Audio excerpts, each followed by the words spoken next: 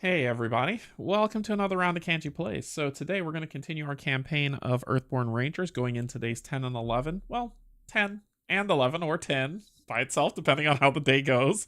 We had a rough go last time where we got injured and we got a lingering injury, which is rough.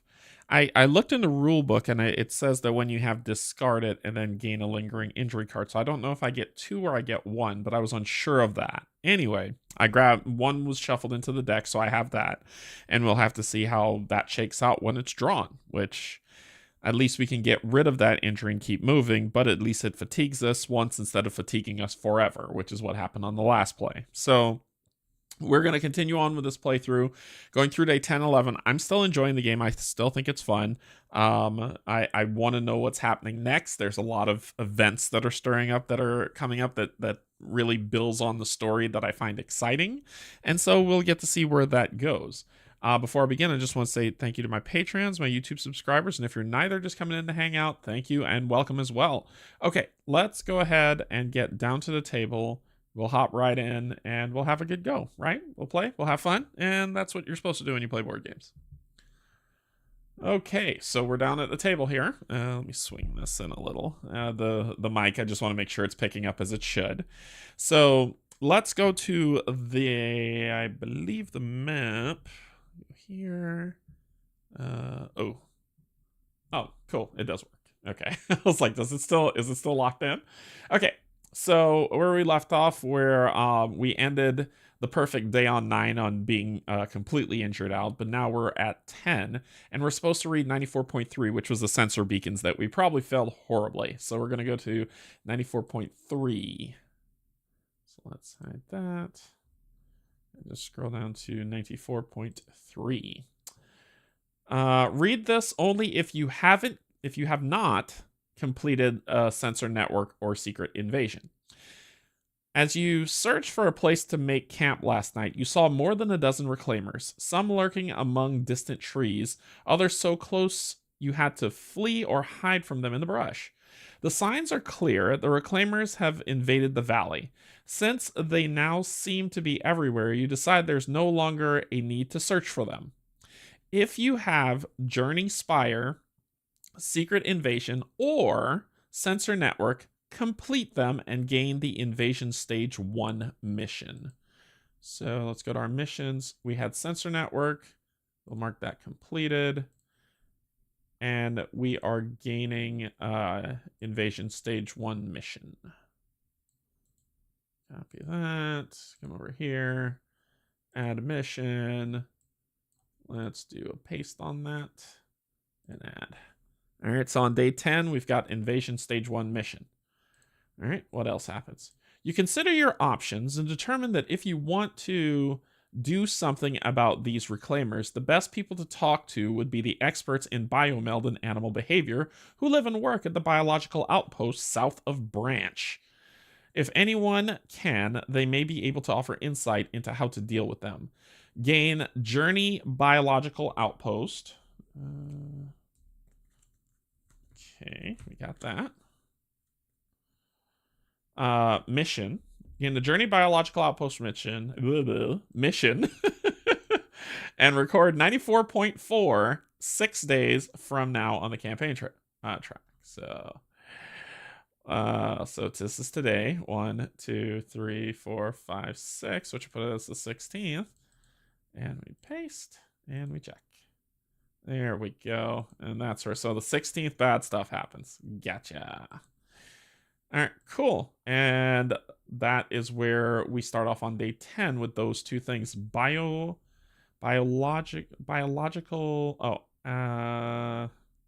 This journey is a mission. Arrive there, get it. Okay, so let me grab this mission. And let's come up here and add this to our lovely mission stuff. All right, so we got 3 missions that we got to deal with that's on here. And we've ready everything and we're good. Hey, Brian. Good evening, Derek. Hope you're doing well. Hanging out before dinner. Don't slip down any rock cliffs. Rocks hurt. Rocks do hurt. Just for people who are curious, rocks hurt. All right, So let's go ahead and take a look at our invasion stage 1 mission. And my camera is being a jerk. Again. 1 second. 1 second. Give it a minute. Just give it a minute. Okay. There we go. Problem solved. Okay, Invasion Stage 1, mission story. The strange biomels known as Reclaimers are swarming over the valley. More appear each day. Path deck assembly. Based on the number of days since you received this mission, check whether your destination has a trait that matches a trait listed below. If it does, search the general set for 3 Reclaimer Seekers and shuffle them into the path deck. So we're day 1 and 2, so we're on day 1. So this is Ruin. We're going. So if our path has Ruin, if our our destination, which is I'm assuming that means location. So if it has Ruin, then the Reclaimers will show up, and we'll see what it is. So that is that. Sensor network is gone. We failed that wholeheartedly. And then we have the next, which is Journey. You must venture to a specific location to progress the story. Arrive at the attached location 1.50. So the biological outpost is actually north of us. We can actually go there once we leave here and journey to see what's going on there. Our location, for people who are don't remember, is our location is a mountain and a trail, and ruins are the only ones that hurt us right now. So mountain and trail. It's green art. What do you want me to do? The focus is to analyze so we can gain 2 progress to destination that we're en route to when we leave if we do this analyze test on here. Since we're starting in this location, we have to do the arrival setup. So lead ranger, search the item deck for the next feature and put it into play, and then that's what we're doing. Our weather has shifted back to downpour. So people who have not looked at the downpour card, it sucks. Basically, when a sun comes up, I fatigue. All right, and it has 4 rain clouds on it so far because we're back to downpour. So we are, just to kind of let you know, we are here at the Mound of the Navigator, which is here. The biological outpost is right above us, so we got some chances to make that work. And we are using the old growth deck for what we had. So because this is not a pivotal location, we have to grab some cards from the valley. So we'll give the valley a shuffle. And we'll draw our 3 from the valley. Good things from the garden. Garden in the valley. And we'll grab that one. Why not? All right, so then we'll lay those out. And let's do this.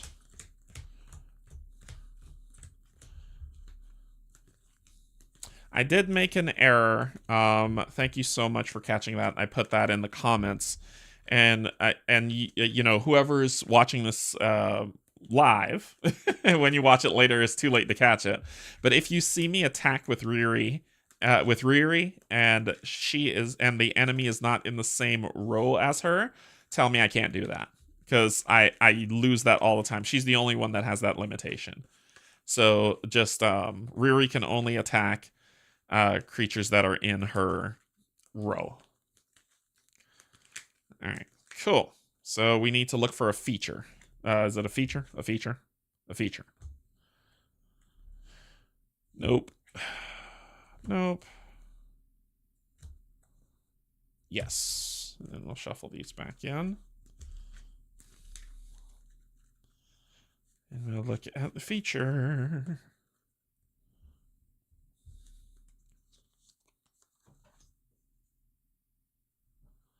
Rotting Dullwood, 2 presents. Feature hazard, flora, and it is an obstacle. When I clear it with damage, discard each flora in play. Each ranger suffers fatigue equal to 2 plus the combined presence of all flora discarded this way. And when the mountain comes up, add 1 damage to this feature. If the weather is inclement, increase the number of damage by 1.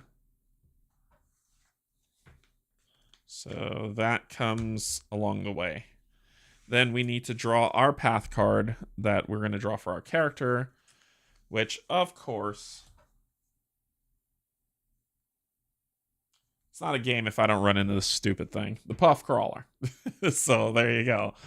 So is this being is attached to a roll or a being, and bad things happen when we find it. It's a sticky tag along, and it's along the way. All right. So we've done everything we need to do. Let's go ahead and shuffle up our cards. Here's the Canadians say curds. We're going to shuffle up our curds. I just had a bunch of people. Oh, that's spiked. Oh, sorry if that's spiked. Sorry. I just had a bunch of people just kind of be like, ugh, yuck. Anyway, if you hear any type of clipping or audio cutting out, let me know. We did some work to try to make it work. I know I probably got a little too anxious and loud just now, but so I just lowered my voice, and this should come in a little bit clearer than it was before. So I apologize if that got weird just now. I just saw like red. Hey Elaine, saying hey, can't stay. I have my last Japanese class for the term. Can't miss exam next week. I'll later tonight. Sounds good to me. Have fun. All right, Elaine, have fun in your class. I thought Curtis was. It was the word that name of that meal. It's so close to a bad Caribbean word, or a bad word in the Caribbean, that I always giggle whenever that name comes up of that food. Because there's another word in the Caribbean that's very close to that word, and I'm like, ugh. 3, 4, 5, 6. Okay. All right, what do we got? We got trail markers. We got Riri. We got Artel. We got Pakoto. And wow. Yeah, let's shuffle that back in. 1, 2, 3. That's 3. Yeah. What do we got? Oh, I got my lingering injury, which immediately comes in. It's just fatiguing 2. So if we look at our keywords and references, is this the book that did that? No, this is not.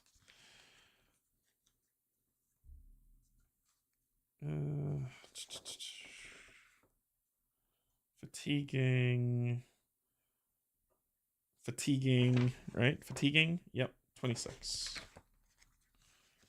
Fatiguing. When you rest, if this card is ready and is equipped within reach or along the way, you suffer fatigue equal. So it doesn't happen right away. It happens when I rest. Okay. So this is our lingering injury. Let's take a look. So it's a malady. Response: when you draw this card, attach it to your roll just immediately. And whenever I rest, which means I'm like, okay, I'm going to re-up my stuff, I fatigue 2 cards. I can get rid of it by doing a fitness test to beat a 2, and this card will leave, kind of like I take the time to heal myself. So this is what we have. That was the alpha card that I felt for the boulder crushing my face. Okay. All right. So that's our 6 to start. Well, we'll do the things we can do, right? The first thing we'll do is we'll spend 2 to put Pakoto out. We'll spend 2 to put Riri out. We'll spend... We're going to... This attaches to me, right? So I'll just say that it's right there.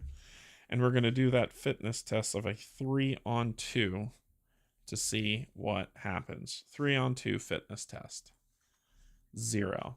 So we pass this, and it says when we do, we return it to the collection. So we took the time to heal ourselves. We got a crest. This crest says if Null and the Verdassian's in, nope. If this being is attached to your roll, nope. So we are good. I just checked everything. We're good. We've got one focus left. And I don't think there's anything else I want to do presently. I think we're solid. I think we're solid. We got rid of that problem. We're good. We're happy. We're raring to go. So we're gonna rest, and because now that's off, we can re-up, get all this stuff back, and feel pretty good about ourselves about it. Nothing to ready up. Draw a card. We got Oru. We will then draw our path card, which is a Cloud High Swarm that is in here, and it has one bee on it. Cool. So we're going to have Riri, same row. Riri's going to kill that bee. That bee is dead. Then we're going to spend 2 to put down Oru. We are going to spend 1 to put down the Artel Rod.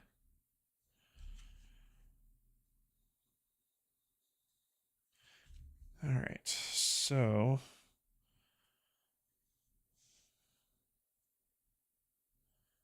we'll do this.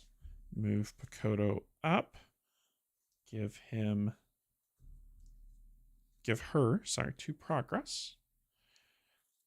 We will then exhaust her, take that down to 1. This is supposed to have 2 on it. She will take this up to 3, and she will put 2.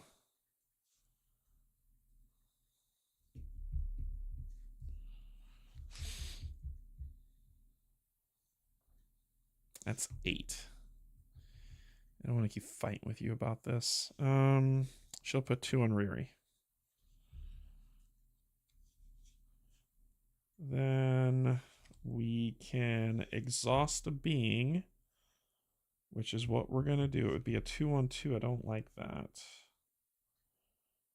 I could spend the 2 to put 2 on her, but that'll just be 2, 4, 6.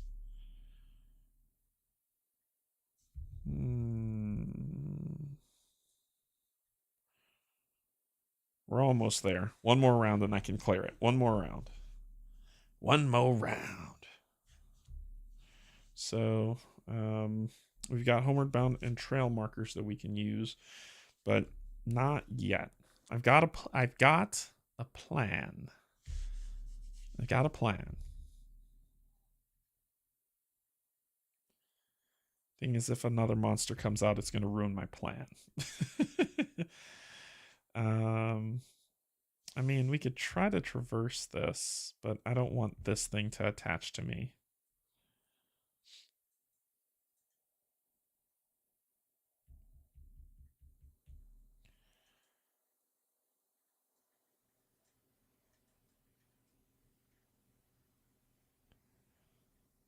Yeah. I think I got a lot of options. I can exhaust this being and see what happens, and I think that's what I'm gonna do.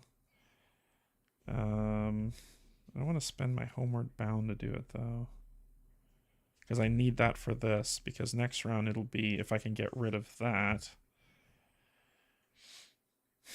I can exhaust this being, exhaust that, and then test a 2-on-2 with trail markers to make it a 3-on-2 to try to put progress on here. And I think that's what I want to do.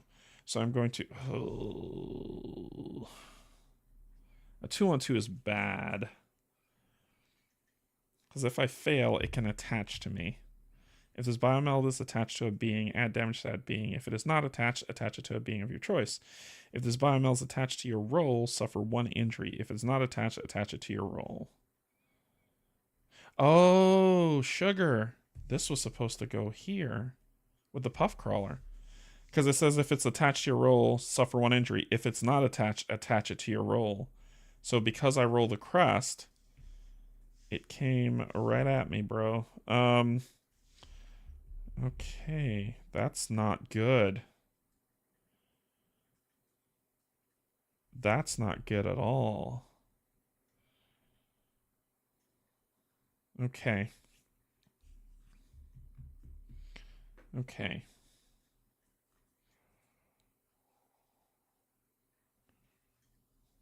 I'm stopping. Let's re-up. I need to think about this. Draw. Meticulous. Ready up. Gain this. Ranger cash. All right, Brian. Have a good dinner. So Ranger cash. So we want to do that check. This is a check we want to do. Okay, so this says very, very important wording here. This says that it is a being. I can move beings and put 2 progress on them, which I think I want to do. So I'm going to exhaust this, move a being off my roll here, and put 2 progress on it. I will then exhaust this, use my lass to put 1 more on the rod and put 2 more on here, going to a 4. Okay. I will then use homeward bound, taking this down to 1 to put this 2 progress on that. Oh no, I can't. It says a feature. It's not a feature. Sorry. It's not a feature. I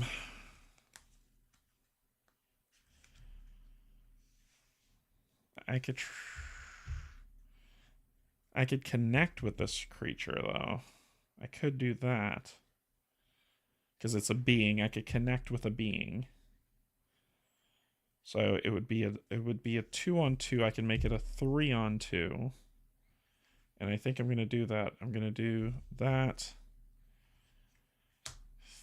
Oh, it's so close. Let's do let's do this. We're going to do the puppy. We're going to do the puppy. We're going to let the puppy, I'm going to do a, we got to make sure we can't fail this. I'm doing a 3-on-1. 3-on-1 fitness test. +1, that's a 4. Puppy goes up. I would sue the card, but I don't need to. And this will attach back to my roll. Perfectly fine. I will then exhaust to move you back over here off my roll and put 2 on you, going to 6. Now I'm going to try to connect with you. And I'm going to connect with 2, 3-on-2. 3-on-2 spirit check. Oh my gosh, +1. Cleared you. Okay. Any crusts in the area? Nope. Okay. Okay. All right. All right. All right. Now, we're going to do the awareness check of a, because we want to move your target here, then you may search your deck for gear and equip it.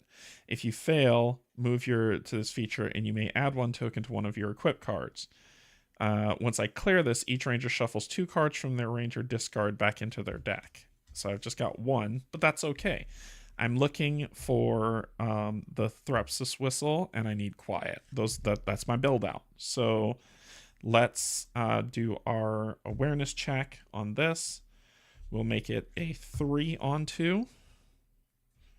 After you see it in which you committed this, you may suffer 1 fatigue to add it back to your hand. Nope, 3-on-2. 3-on-2 awareness. -1, so that's a 2-on-2, so we're good. So 2-on-2, we put our token here, which would clear it. It says, move your token to this feature, then you may search your deck for a gear and equip it. I want the Threpsis whistle, please. Thank you. And then reshuffle my cards. Then, because we're only playing single, we clear it. Each ranger shuffles 2 cards from their ranger discard back into their deck. That's those 2 cards that I just did. And those will go back in. Happy, happy, joy, joy. All right. And let's hope we find quiet soon. So that is cleared. We got one card left. We have, it says add 1 damage to this feature. So we are harm to that feature for that. Null and what's her face is not there. And the Threpsis whistle has 3 on it. It wasn't a bad turn at all. That wasn't a bad, that worked well. Okay. Here we go. Let's rest. 2, 2, and another 2. Ready up. Draw a card, which is another Riri. Then we will draw this, which is stupid raccoon.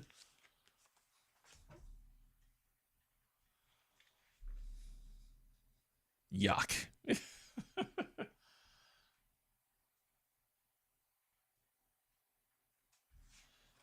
All right, and he is here with us. It's not a bad thing.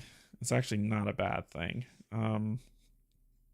We can do an awareness test, which would be a 2-on-1 to put progress on, to exhaust him if we are successful.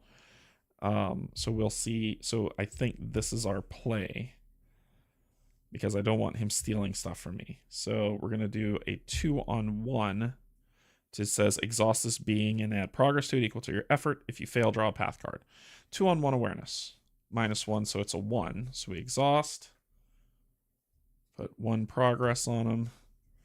Crests. Nope, we're good. We're solid. Okay. Then we're going to do Oru, pulling Pakoto down, putting 2 on Pakoto. We'll then do this, exhaust Pakoto, put 1 on the whistle, 2 on you, putting you at 3 so we can get rid of you next round. And you're in my row, so we're gonna exhaust and do 1 harm to you. So we're either clearing you or killing you. Then we will exhaust the Artel Rod, take it down to 3 to exhaust this obstacle. And now, let's see if we can get out of here. So that is a 3, 4, 5 on 2. So a 5 on 2 to be out. I'm pulling from the wrong deck. 5 on fitness. -1, which makes it a 4. So that's 4 progress on there. Sunlight comes out. Discard 1 rain cloud. And suffer fatigue. No other sunlight problems. But that is enough for us to travel the heck out of here, which is where we want to go. So, we are going to... Do I want to do anything else before I go? No, because I'll suffer more fatigue, and I don't want to. I can't give the puppy a scritch. I could connect with Pakoto.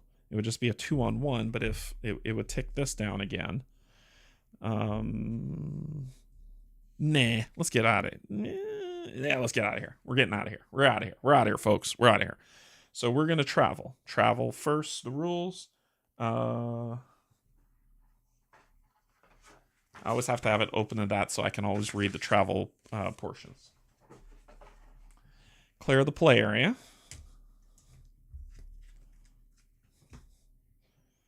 These are persistent, and so are these. So we clear the play area. Travel to our new location. So our new location is going to be the biological outpost. So we're going to go up here, passing through the woods. And this is, we get another valley location. So we will just do old growth.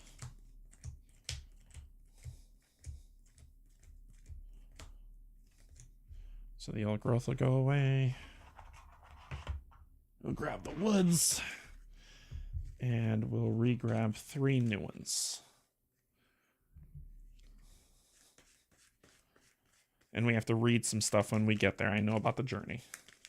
So let's just shuffle this up for now. Draw our 3. 1, 2, 3. Here we go.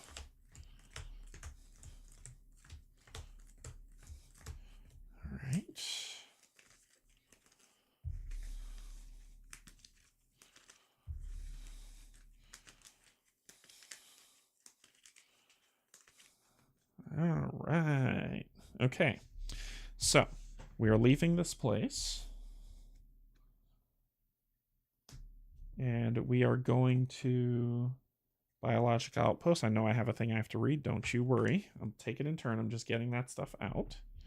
And we'll get to that in a second. We got to read some stuff. So don't up anything. We're not there yet. So let's read some stuff. So it says when we get to the biological outpost, we need to read 1.50.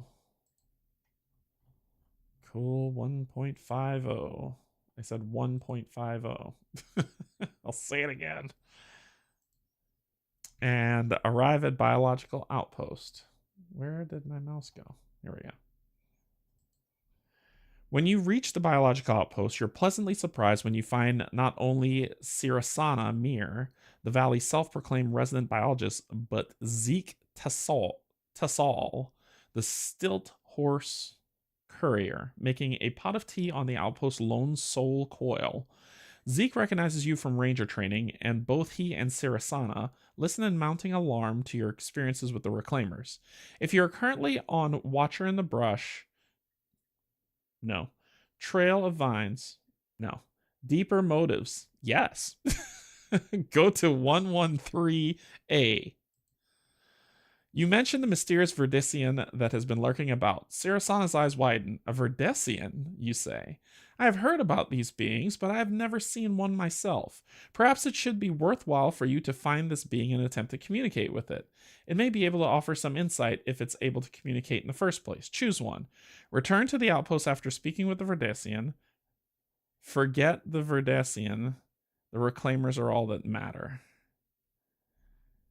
Oh boy. I think we're going to forget the Verdician. Forget the Verdician. The Reclaimers are all that matters because we're on a tighter time crunch. Well, are we? I'd have to go to Tumbledown and then come all the way back. Forget the Verdician. The Reclaimers are all that matter. You shake your head. Although the Verdician is an interesting lead, it can't be as important as coming up with a solution to Reclaimer invasion as soon as possible. Go to 113B. If you completed the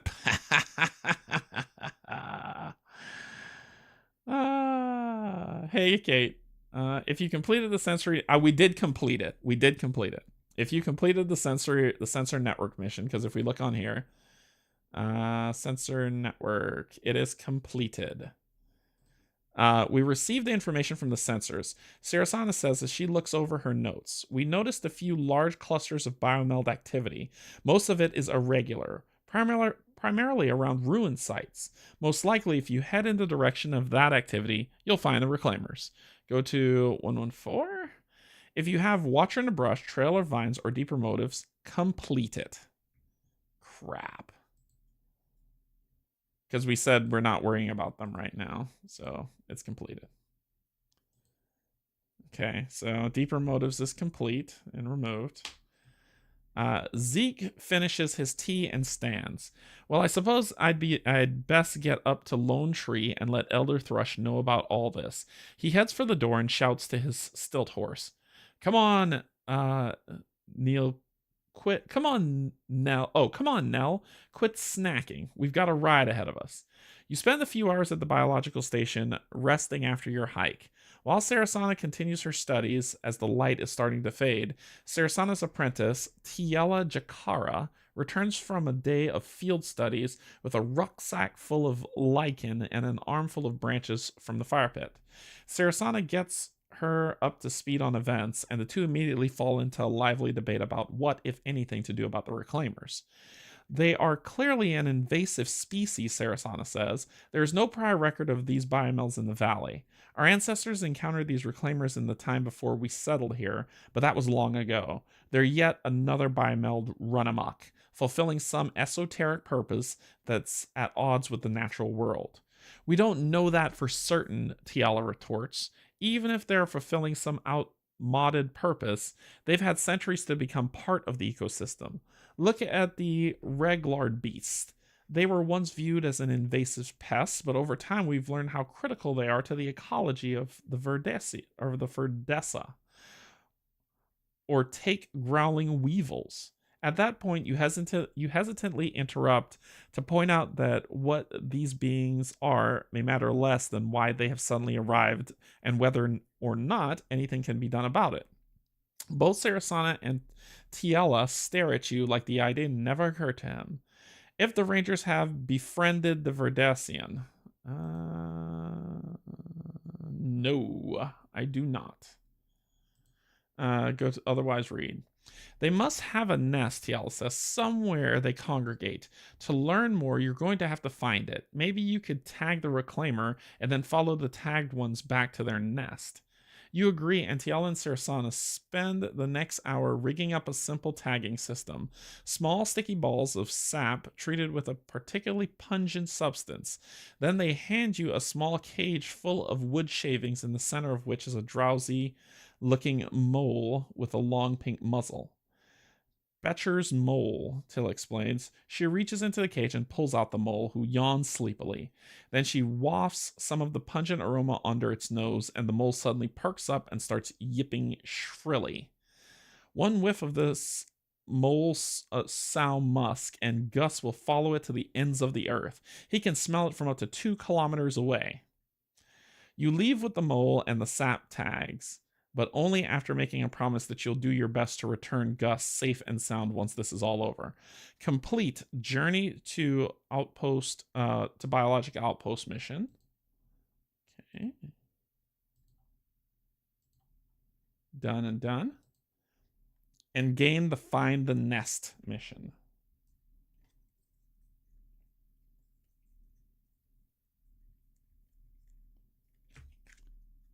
All right. Cool. All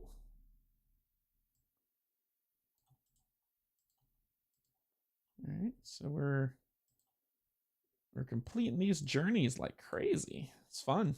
Actually, this is lots of fun. So we have Invasion Stage 1 and Find the Nest. Okay, and that's where that ends. Yep, because we don't need to read any further. So let's go ahead and switch back over to here, and let's take a look at Find the Nest. To study the reclaimers, you will first have to track one of them back to their nest. Since you can keep up with a reclaimer on foot, you will have to tag one with sap and let Gus the mole sniff out the trail for you. So, focus. Yeah. Okay. Focus. Test 2 to affix a tracking sap to a reclaimer. To attach this mission card to a reclaimer seeker in play. Discard an active reclaimer seeker. If this mission is attached to it, Gus follows the tag creature, read more. Okay. So we need to get that on a reclaimer. We have arrived at, and remember, ruins are the ones that gets reclaimers in the deck. But this is a forest, biological outpost forest location. It has 1 presence. And if a mountain pulls up, it says if there is an active predator, if there is no active predator or prey or nearby animal drawing to the biologist's lure, search the path deck for the next predator or prey and put it into play. And it costs us 4 progress to travel from here. All right, so that is there. Oh, sorry, I forgot to flip over. That is the outpost. And we are going to read 22 and then deal with what that says. So let's go to 22.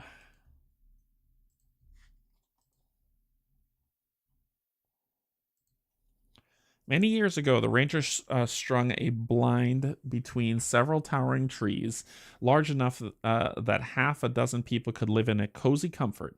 In the time since, the blind was replaced with a multi-story building with space enough to accommodate a small village.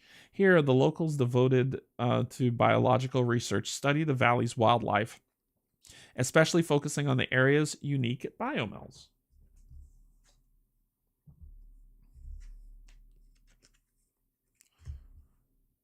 And we are to search the path deck for the next predator or prey and put it into play. Okay. Cool, cool, cool. That's a prey.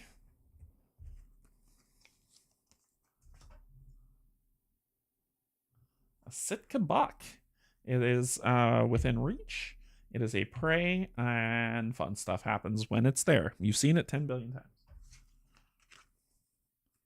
Okay, so that is traveling to that location. We then ready up our stuff. I'll put you over here. We draw a card, which is thoughtful. We gain back our resources. And then we draw a path card. Which is an overgrown thicket. To hunt, add progress to this feature equal to your effort. Discard 1 progress from this feature. It fatigues you if we do. But it's an obstacle, so it's kind of easy to take care of.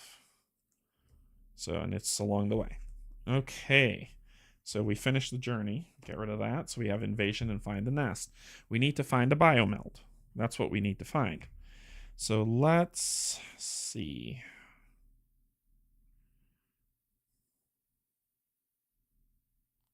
What do I want to do? That's a tough part. What do I want to do? I need to search this, which means I'll be using this to scout to find a biomeld that then I can try to attach to. And I need thoughtful to help me with that because I only have 1 focus, which is not great. So methinks we're going to exhaust you for you to give you 3. Sorry, you'll be a 3. We'll then exhaust you, take it down to 2, put 1 back on the rod, and put 2 on you. And then we could get rid of you next round. We are going to exhaust Riri to do 1 harm to you. Yep. So we're looking good. And now we're going to do the test on Riri to survey, which is a 2-on-1. 2-on-1 test. Awareness. -1, which is a 1, which we succeed. So we succeed. It says scout path cards equal to your effort, then draw a card. So it's a 1. So we're going to draw a card. It's a Prowling Hound. We're going to throw it at the bottom of the deck. And then we're going to draw a card, which is another Prowling Hound. Amazing. You try to kill these things, you know? You just really try. Then we have Mountain. So discard progress from this feature. There's none to discard. Nothing here. If there is no active predator or prey, a nearby animal is drawn to the biologist's lure. There are 2 here. So we're good. Nothing happens. Nothing happens. If there's an active predator, there it is. Exhaust it. Add 2 harm to it. Then add harm to this being equal to the predator's presence, which is 2, which actually kills the Sitka buck. That works out. That math checks out. Okay, so then we could do some more stuff. We got more stuff to do.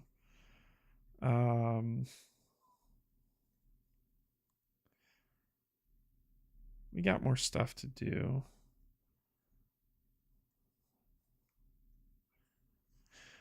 I could get a soothe card back. That might be quiet. Might be.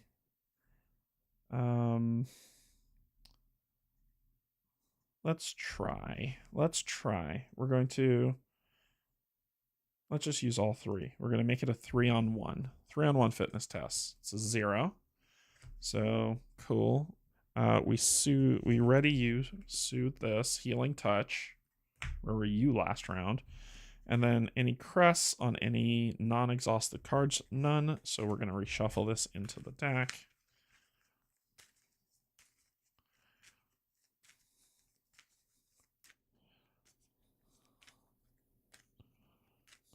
All right. Then we will exhaust Pulpicoto down, get him stacked up pretty decent. Okay.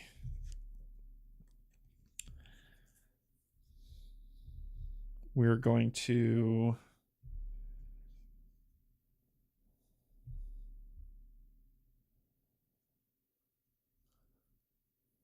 Hey, Pontus, what's going on? It's been a minute. I haven't seen you on in a bit. Welcome, welcome. All right, so we are going to...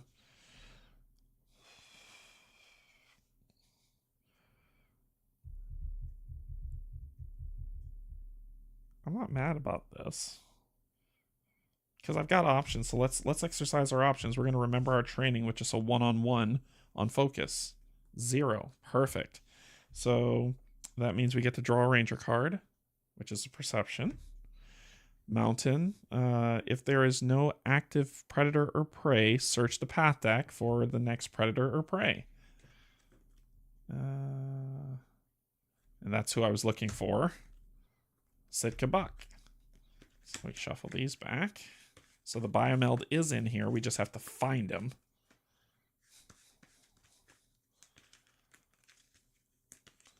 I keep playing games you want to play without spoilers. So that comes here. Then we do this, no progress. Then we come here. If there's an active predator, there is not. So that goes there. We did okay. Okay. I'm going to try to connect with the Sitka Buck for my last 2 here. So it's going to be a 2-on-1 with Spirit. -1. 1. So we put 1 progress on you. We then look at Sunlight. This will go down to 2. I'll fatigue a card, not looking at what it is. Discard an active Reclaimer Seeker. Nope. If there's another active Sitka Buck, exhaust this being. Nope, don't need to. Okay. Me and my friend have started EBR. We are close to ending day 1. Oh yeah, this game's fun. This game's a lot of fun. I really like this game. So we've used all the stuff we're gonna do. So let's rest up. Tick tick tick tick tick tick. I really hope that's not quiet in there. That will make me super sad. All right, we will draw a card. Homeward Bound. Well, we can use it and use that to clear that thing. And then draw this. And we've got...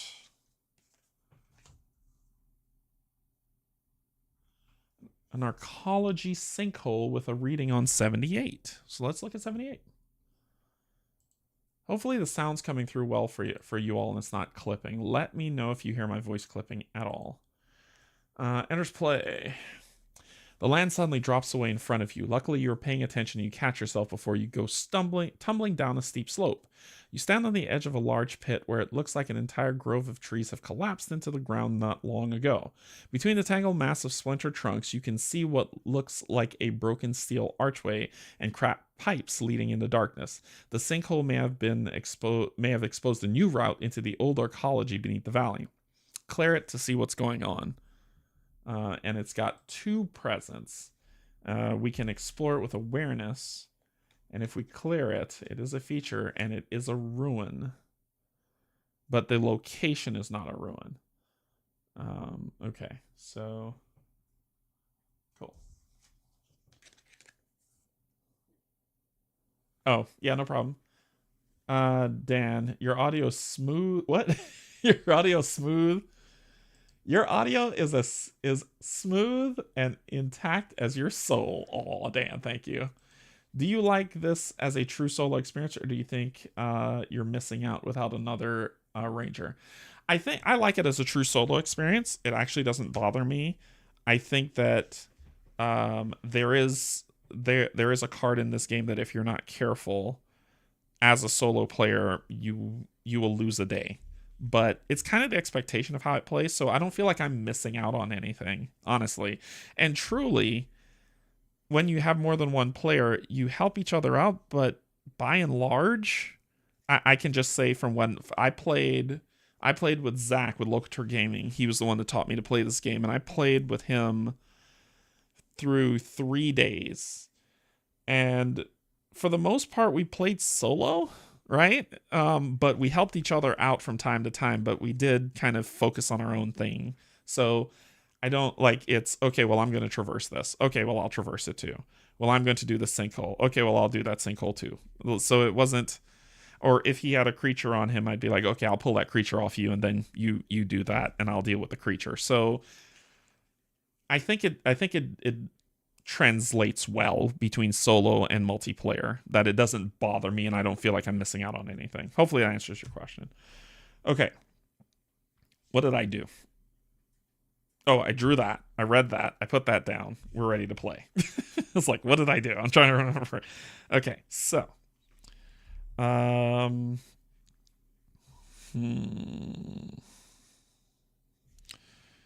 We can have Riri do 1 damage to you.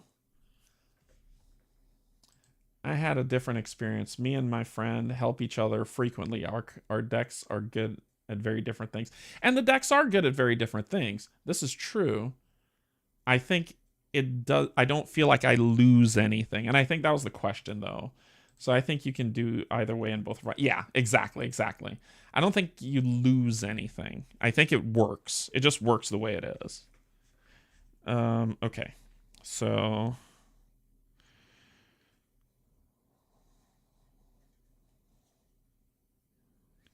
we're gonna do this to move you up here and put 2 on you. I'll put you 3.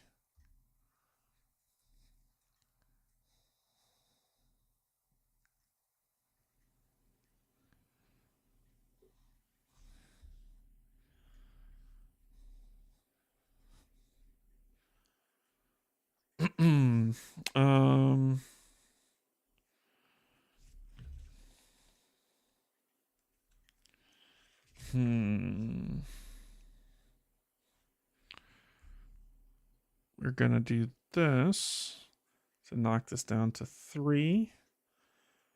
Boost this up to 5. Boost this up to 5, which will get rid of that. Oh, drop dice, dropping dice. Okay. You can't hurt me because of this, so I'm not worried about anything you do.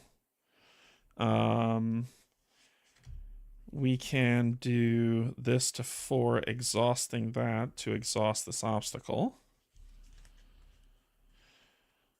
Then we could do this awareness test, right? I think that's what we're gonna do. 2, 3 on 2.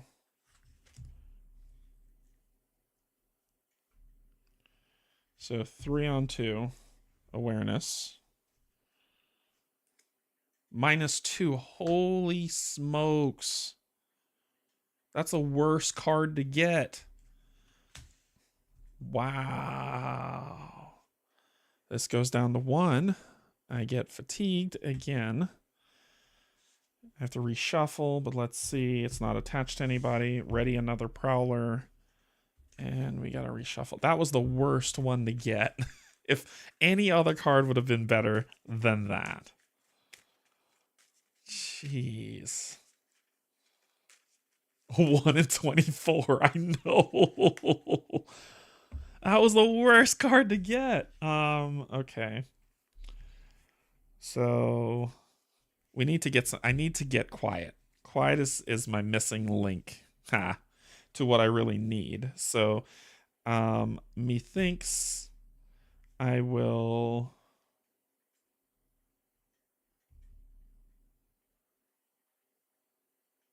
I have to traverse this, because if I pull a mountain, it says discard 1 progress from a feature. If you can't, this card fatigues you.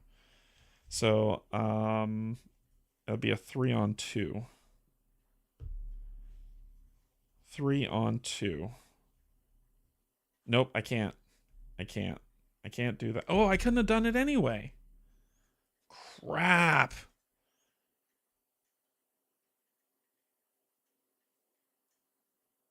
I couldn't have done this test anyway.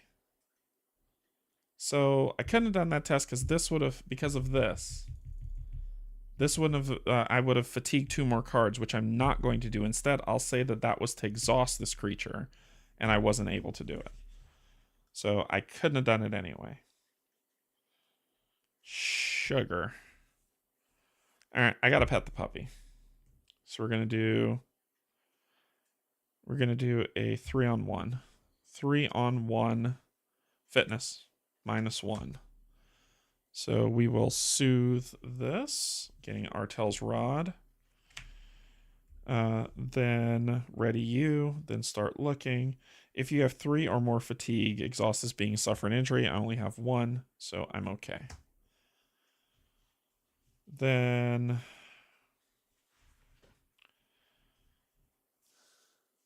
we will... He's dead next round. So I think...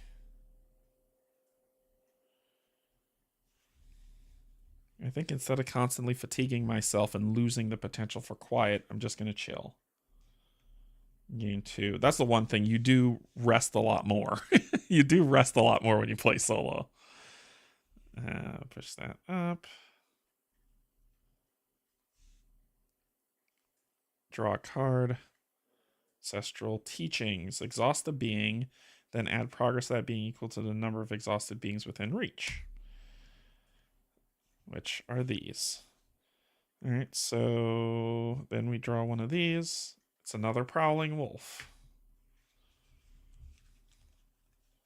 Because for me, and I'll say the reason why I feel like I rest more is because I have to be careful on what I can do, whereas a partner can pull some of these animals off of me, or a partner can get rid of some of these animals, allowing me to do more. So it's more the, like, for instance, I could have done some other stuff. I still have options. I'm not saying I don't have any options, but 2 wolves, right? So now 2 wolves. If there's another predator in play, this predator comes into play exhausted. 2 wolves now in my space, and I got to deal with them. Whereas a partner could be like, I'll take care of that 1 wolf. This other one's exhausted. You do something else. So my decision space does narrow. Okay, so let's see. Riri is going to attack this one and kill it. This one's exhausted, so now I have the potential to do this. So then we'll do Oru. We'll actually put... Do I want to do that just yet? I can clear the overgrown thicket. Oh, wait, this is a feature too. Yep. I will do this to move Riri up here and give her 2, putting her at 4. I can then...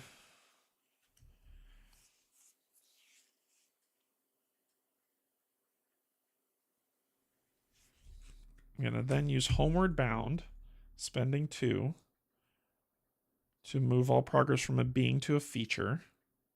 We'll put it on you, which will clear you. Oh no, I can't. Yep, clear you. If your icons on here delve deeper into the arcology, nope. We're just gonna get rid of you. I think I've been down there already, if I remember. So I'll do that. Then we'll do you to put 1 on the rod and 2 on you.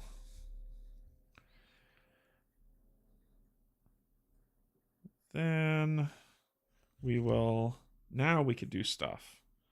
Then we will exhaust the rod, ticking down 1 to exhaust the obstacle.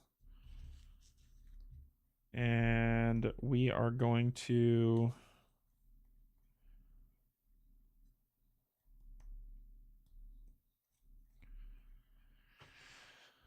I want the biomeld that's at this location, but I don't know where he is anyway. Hmm.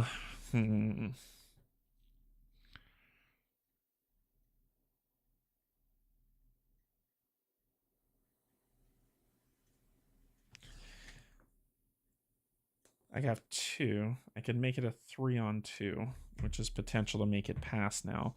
But I need to find that biomeld that's in this deck. So to me, I've got to do this awareness check. So I'm going to do this awareness check of a 2-on-1. 2-on-1 awareness. -1, which is 1. I get to search one card. It's a wolf. Put it at the bottom. And draw another card. The Caustic Mulcher. That's what I wanted.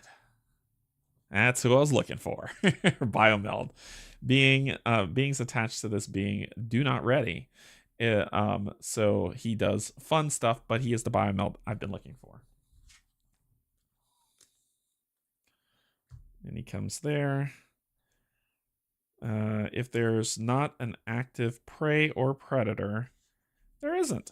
You are not a prey or predator. You are a being. Then we need to search for a prey. Sitka Bach comes into play.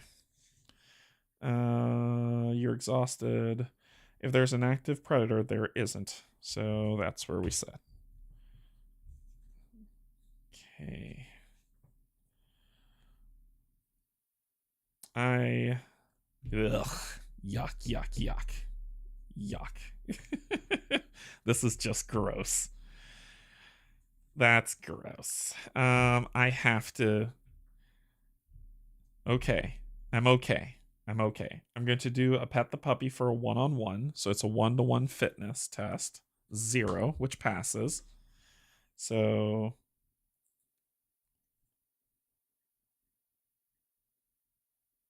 Okay. That passes. I soothe the card. It's a Parathrepsis whistle. I ready you. And then I look for crests. Add 1 damage to each being attached to this biomeld. Each ranger with their token on this biomeld suffers 1 injury. Nope. Oops. If there's an active Sitka Doe, suffer 1 injury. Nope.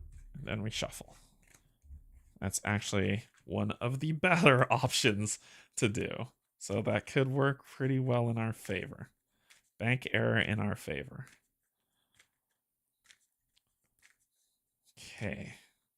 I gotta see if this is gonna work. Oh boy. I'm so nervous. There's one card that will give me the most amount of sadness. But let's see if we got it. We're gonna do so we're gonna do this to move you up here and put 2 progress on you. Then we're gonna do our mission test to try to attach this. Now I have to believe, and someone please tell me the rules. I have to believe that you can do a mission. You can do a mission test. Because like I can't do a test on weather or location while there's stuff here, or else I'll suffer fatigue. I have to believe I can do a mission test without that rule. Is that true or false? Like, cause that ruins like my entire day if I can't.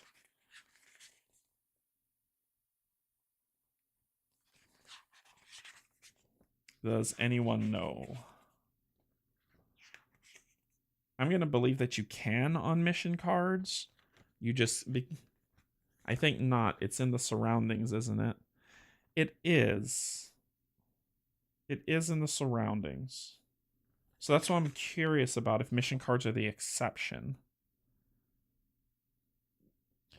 Missions work much the same way as path cards, except they typically do not harm or progress thresholds.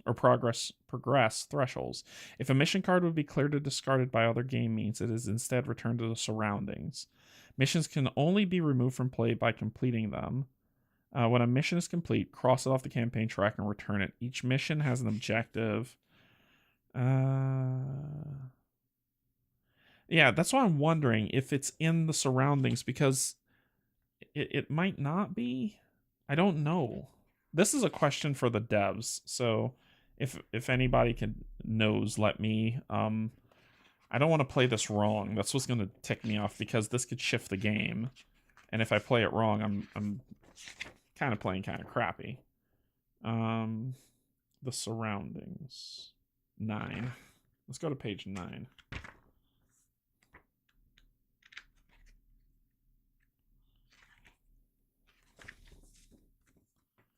Okay, here we go.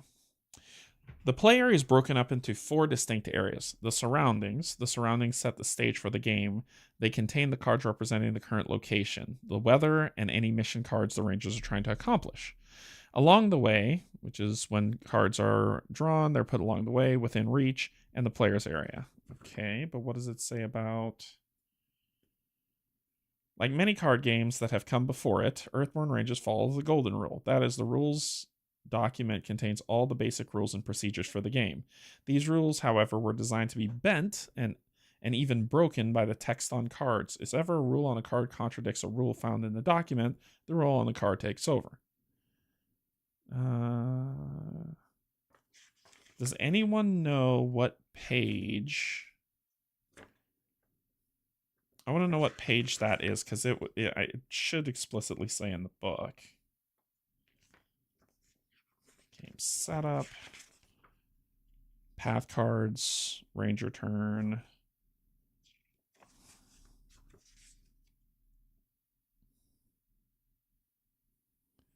Test represents your ranger interaction. They appear, blah, blah, blah, blah, blah. You always have access to 4 common tests, sure.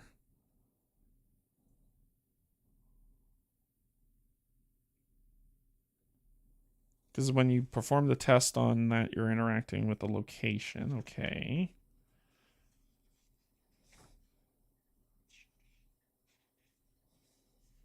Setup says to place missions in the surroundings. So they don't count as... Okay. When resolving challenge effects, resolve cards in the following order, which we have been doing. Okay. Okay.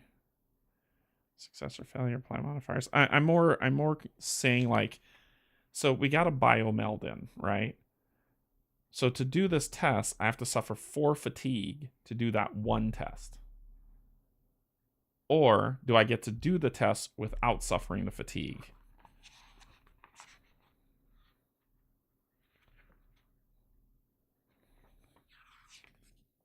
I'll take the frickin' fatigue if we can get this the way I want it to, but...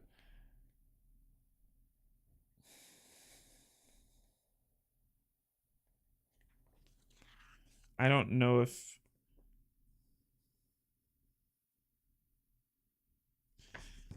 Okay. Here we go. Fatiguing from interacting.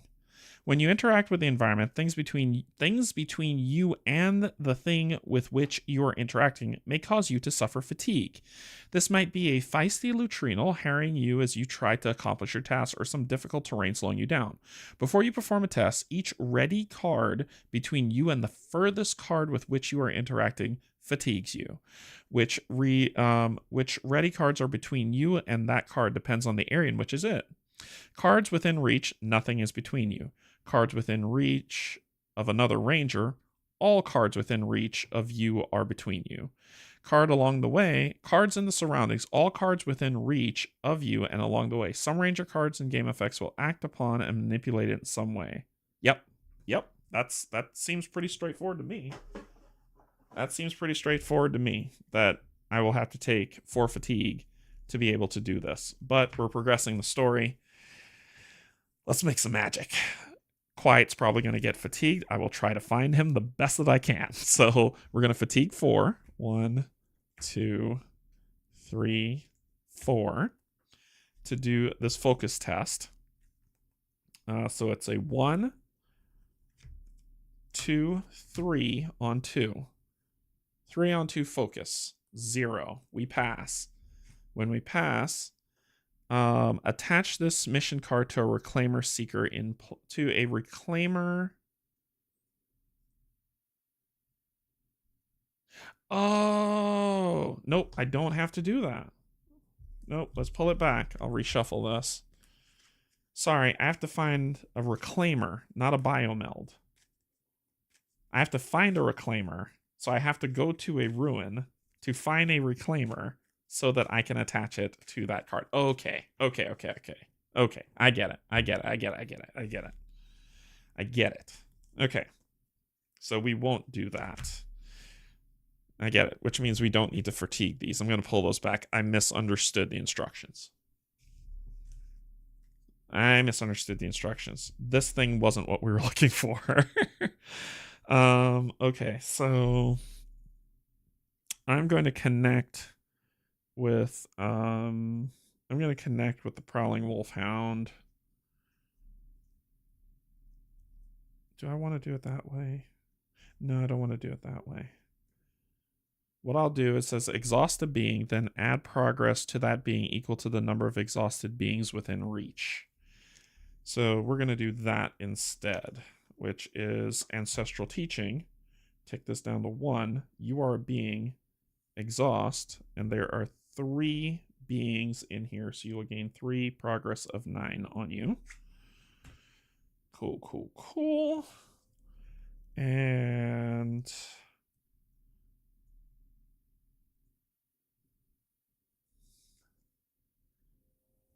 Riri doesn't count. It says within reach. That's the trick. Yeah, that's the trick, Pontus.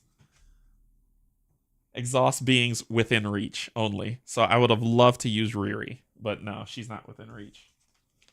Yeah. Yeah, I had to, when I first started playing, I saw that and I was like, oh, it's within reach.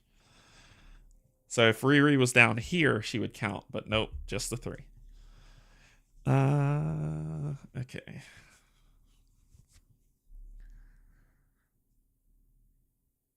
Then what else can we do?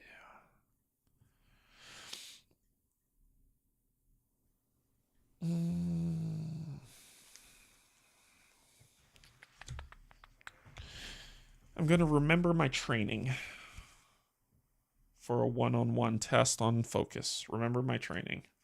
Yuck. This goes. I fatigue a card. This. When there's no more flip. So when we flip, we've got Gathering Storm. Bad News Bears. Okay. So that's Sunlight. Detach. If there's another active, there isn't. And everything else is exhausted. Okay. Well, now that we got nothing left to lose, let's go ahead and connect with, we're going to connect with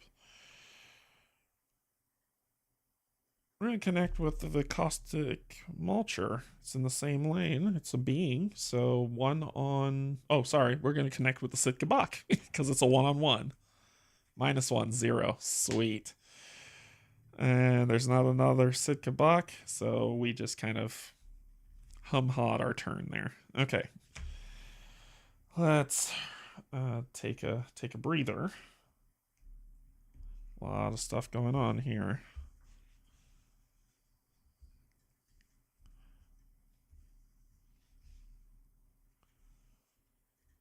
Draw a card. Survey land. Somewhere quiet is in that deck. Somewhere. Sunbury Brambles. So we can pluck to soothe to fatigue and see what happens. And if not, it fatigues us. So Sunbury Brambles come in. All right, we have to get out of here, basically. That's what we have to do. We have to leave. I was dilly-dorking around when I shouldn't have been. Okay, so...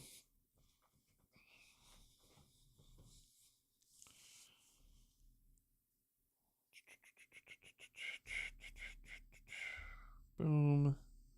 Boom. Putting you at 5. Boom. 2. 1. Nope. Put this back to 5. And then put 2 more on you. 6, 7. You are going to attack this guy.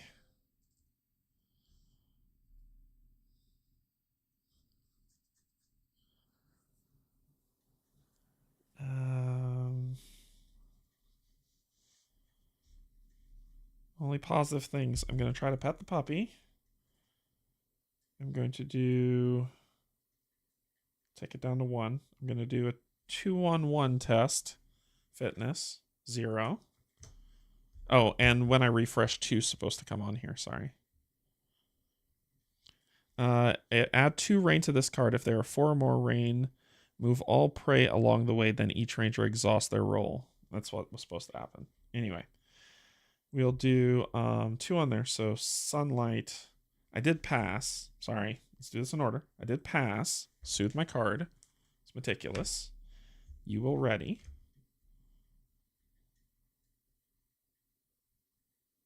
Okay. Then sunlight, no. If there's an active Sitka buck, no. Ready another prowling wolfhound.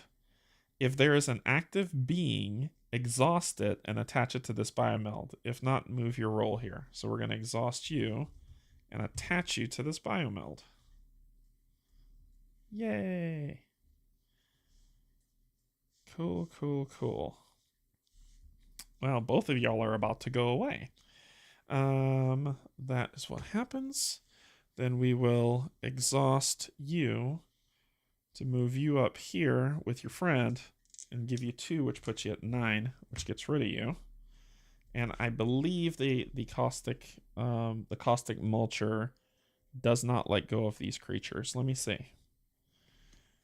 A being attached to this being does not ready. If tokens, you cannot travel, can't be moved except by this test. It just keeps hitting them, so I think it takes both of them away. Y'all can let me know if that's not true, but I believe clearing 1 clears both. Then we will do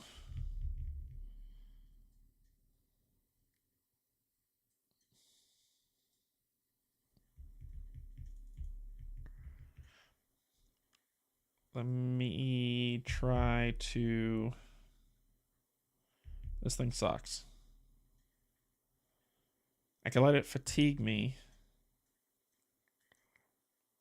to try to connect with this, and then I can use the pup to get the fatigue card. So we're going to try to connect with the Sitka buck. The bramble's going to fatigue me. So it's going to be a 2-on-1. 2-on-1 plus 1, 3. So, yep, connecting clears it. So the buck's gone.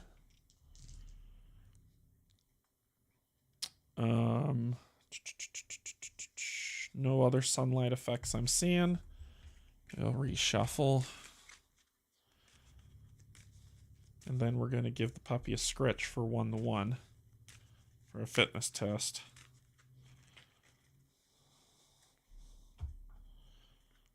Zero. So you will ready. I will gain my card, which is trail markers. And nothing bad happens, but I got to reshuffle this again. The buck stops here. Hey, Matt, what's going on?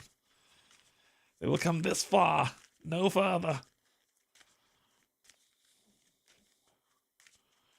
Yeah, we got to get out of here.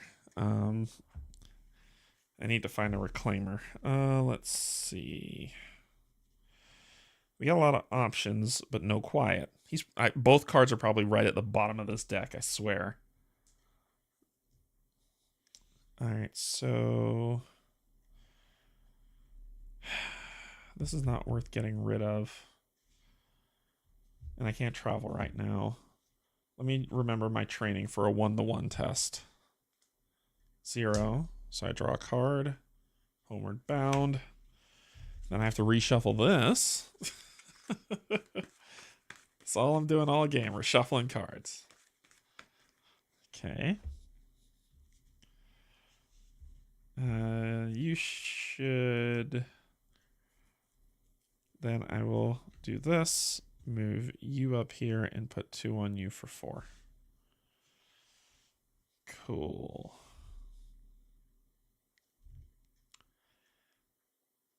I can get past this, but I can't do anything with it. All that's really left is to exhaust the being, but there's no beings around. I can I can clear the sunberry brambles now if I want.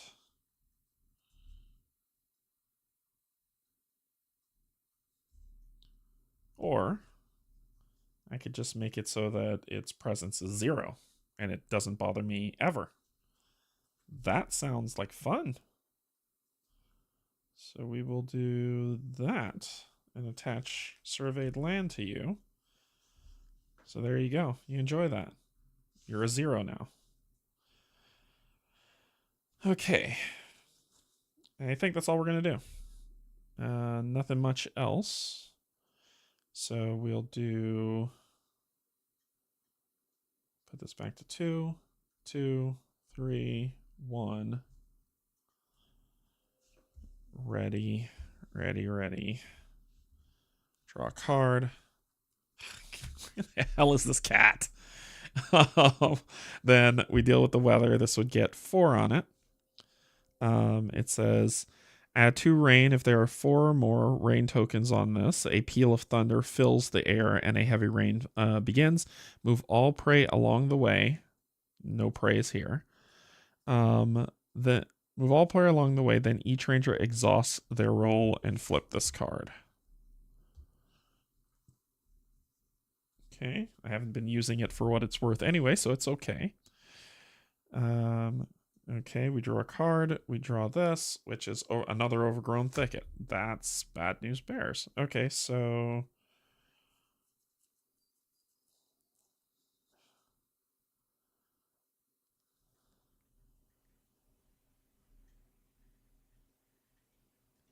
Maybe do remember. I did. I did the remember our training. That's how I drew Homeward Bound. That's how I drew Homeward Bound. I've been doing remember training. He's not coming up. He's not coming up. I'm telling you, he's at the bottom of that deck. All right, so... Okay, so you're not going to bother us at all. So we need to start dealing with you. So let's try to clear both of these, and then we'll look at getting the hell out of here. So first things first, we're going to do a traverse of a 3-on-1, and we just need 2 to pass that, of this obstacle. This isn't going to bother us. 3-on-1 fitness. +1, 4. Perfect. Clear. This goes down to 3. We fatigue a card. No other sunlight problems. Then we're going to do the next thing, which is this. The reason why I'm hanging on to, which is an awareness check to put progress equal to what we have. And this says, after you succeed at this test in which committed to, you may suffer 1 fatigue to add it back to your hand. We're going to do that, which is going to be another 3-on-1 for the hunt, to do this on awareness. -1, which makes it 2. That's what I needed to clear that. That puts that progress on it. To clear that, the crest comes out. Nothing is hitting on the crest. Okay. Let's do this. This, put you to 6. And let's remember our training. A 1-to-1 test. 1-to-1 focus. That sucked. There is not an active prey. So, oh god, not her. There we go. Sitka doe. Gosh, Kesey's in here. Sitka doe comes down here for that. If there's an if there is an active prey, exhaust it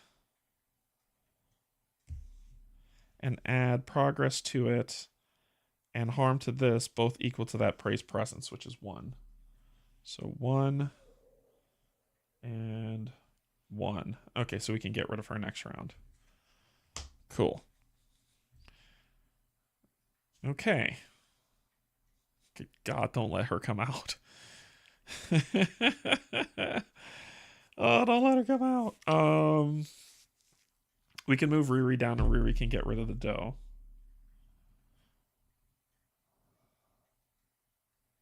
Or we can do its shoe test right now for a 2-on-1, move it up and let Riri kill it right now.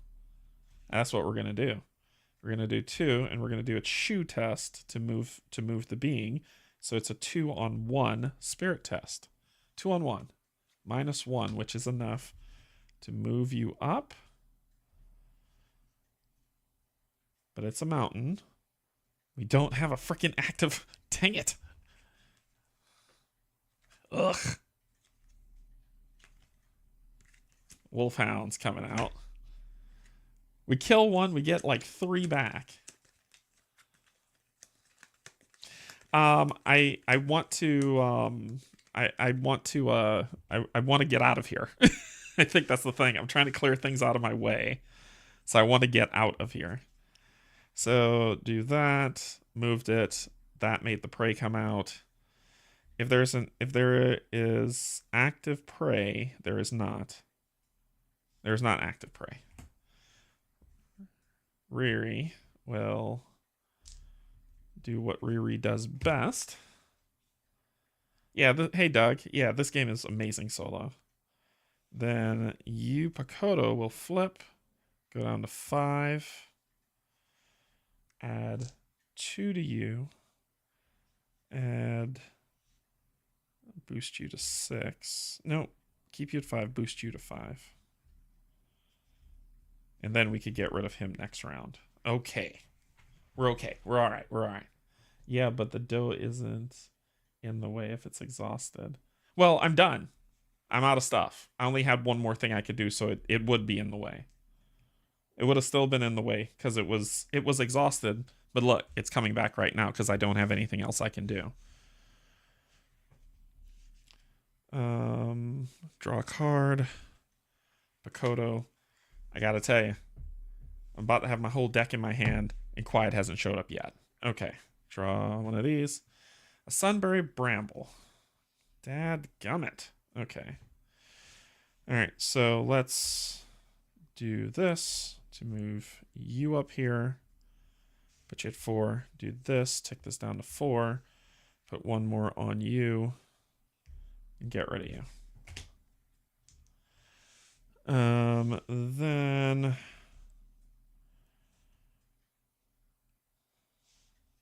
I want to get out of here. So I can, okay, we're going to traverse. This one's going to fatigue us, and then I'll do the test then I'll do the test to pluck. So we're going to traverse to get out of here. So it's a 3-on-1, and we need 4. So we'll make that a 4. 5. So we'll make that a 5-on-1. 5-on-1. 0. So that's 5 progress.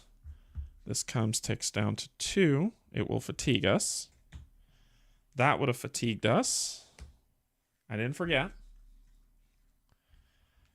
Nothing. We're solid. We're styling. Okay, we're not leaving just yet because we're going to test the pluck on this one. So it's a 2, 3-on-2.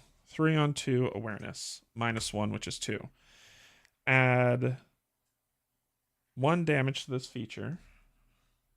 And soothe 2 fatigue. Mother of God. Jeez, oh Pete. Oh. And this goes down to 1. Fatigue. Nothing. Oh my gosh. And we're out of here. We are out. We are out of here. Fine a frickin' Lee. Look how much cards I have to draw just to get 1. I think it's on the floor. Jocko, that's funny. All right, so we're getting out of here. We need to move to a ruin. We're at day 3, so a ruin or a forest. If we go to Mound of the Navigator... Wait, what kicks off as a forest? Oh, if the location has it. Mound of the Navigator is a mountain. if we go to Crossroads Station, I mean, I'm just gonna. Oh no, not there. We've been to Crossroads Station. It should be in this pile. Crossroads Station. We've passed through Crossroads Station. I know we have. No, we didn't. We went around it. We didn't go to Crossroads Station. Crossroads Station is... It's just a ranger station. So it's a trail. It's not a ruin, forest, or mountain. I need a ruin or a forest. I'm on...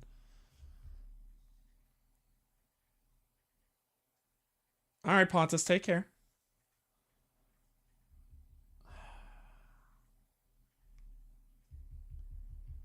What is branch? We can hit the branch, maybe? Yes, branch is a forest. Sweet. Okay. So we're gonna head to branch. So we got to go to Crossroads Station first. So we're gonna traverse the Crossroads Station. As you can see over here, we're moving from Biological Outpost to Crossroads Station. Yep, because we're not in the day hasn't done. We're still in day 1, so the forest wouldn't have taken over just yet. But we're going to Crossroads Station, and then we're going to branch, which would, if we crud, no, we can't do that either. We're still on day 1, so ruins are the only place where they're coming up. Where are ruins? Mountain, forest, water, mountain, field, water, field, ruin, concordant ziggurat.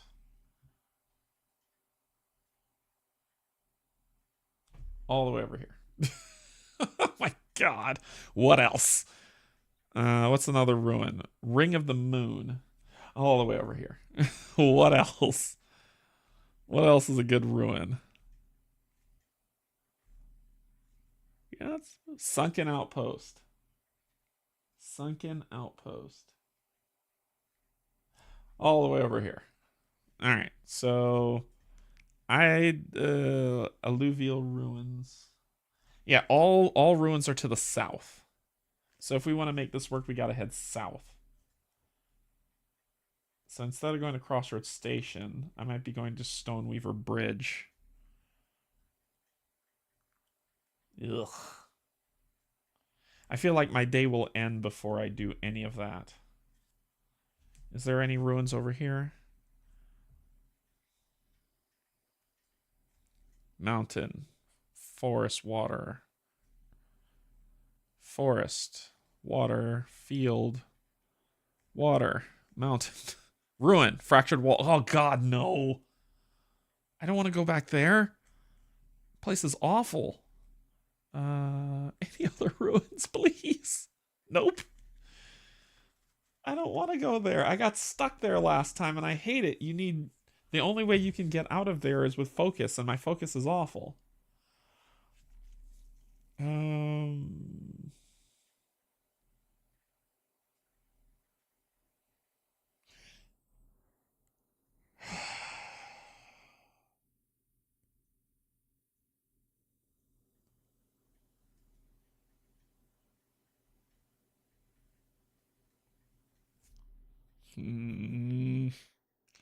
Let's go.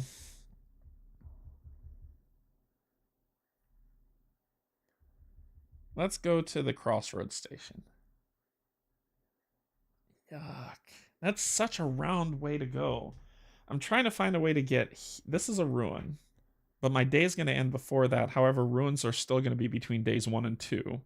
So I still have potential to get there. I don't have a boat yet, so I can't travel on the water.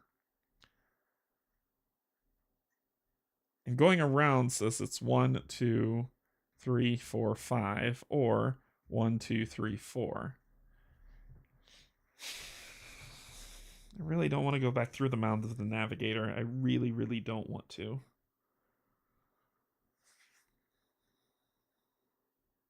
Because then there's a ravine with that stupid rock slide that I don't want to deal with.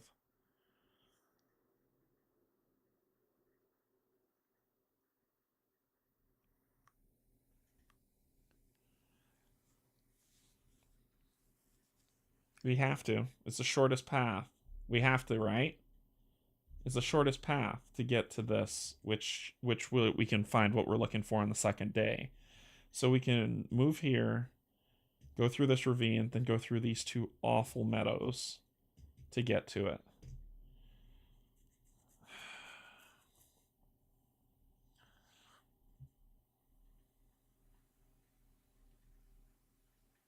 Let's do it. Let's do it. We're going back to the Mound of the Navigator. Clean up the board.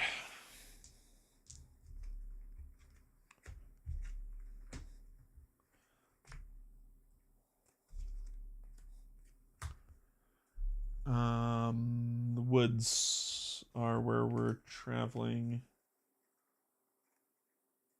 Yep, the woods back there. So we still have the woods. And get those two people in there back in the deck. Draw 3, 1.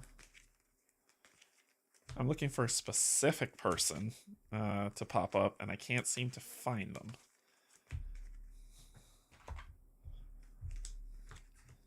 I want to find Kesey's mom. Be like, your daughter's annoying. Have you thought about what do you say? Have you thought about boarding school? I hear it's nice this time of year.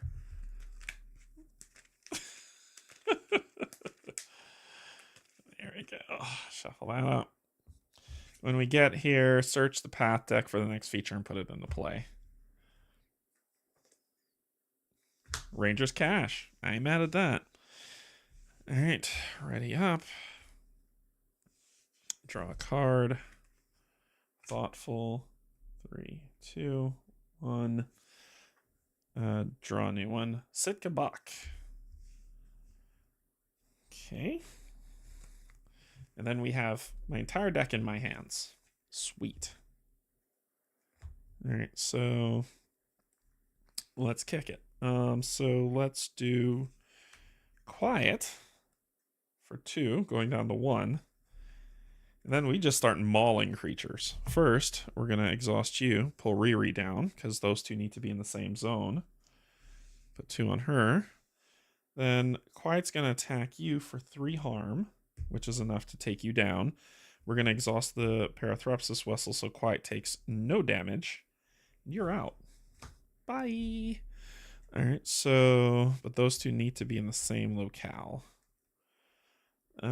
Then we will do...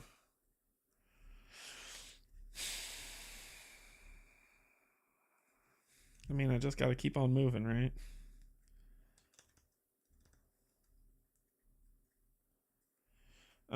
Let's do our...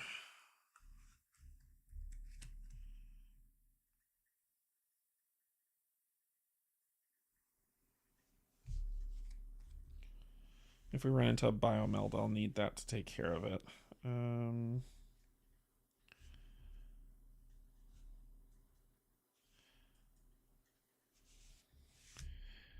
Let's, that.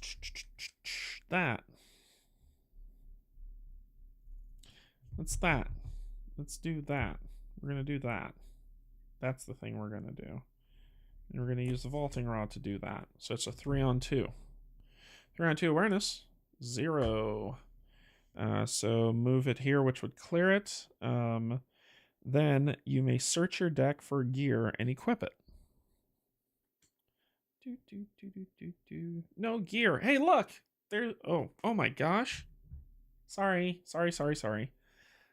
I'm talking and I didn't do, and you missed like 10 minutes of me playing because I had that over. Quiet was at the bottom of my deck, and there's no gear down there to deal with. So we do that. I did the Awareness Ranger cache and I drew that card, so I apologize. Because I was all the way over there. Then when it clears, so then you may search your deck for gear and equip it. If you fail, I don't need to. It's been cleared. Each ranger shuffles 2 cards from their discard into their deck. We're going to shuffle Meticulous Imperceptive.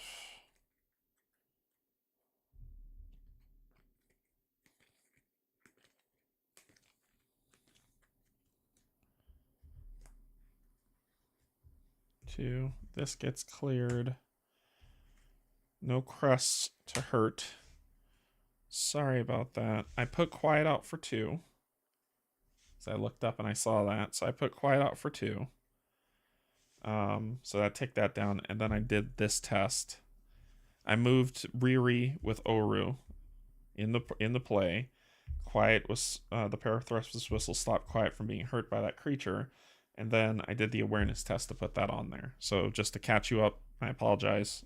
There we go. Okay, I wish we can get the fluff out of here, but we can't. Sadly. I don't have enough to traverse. Or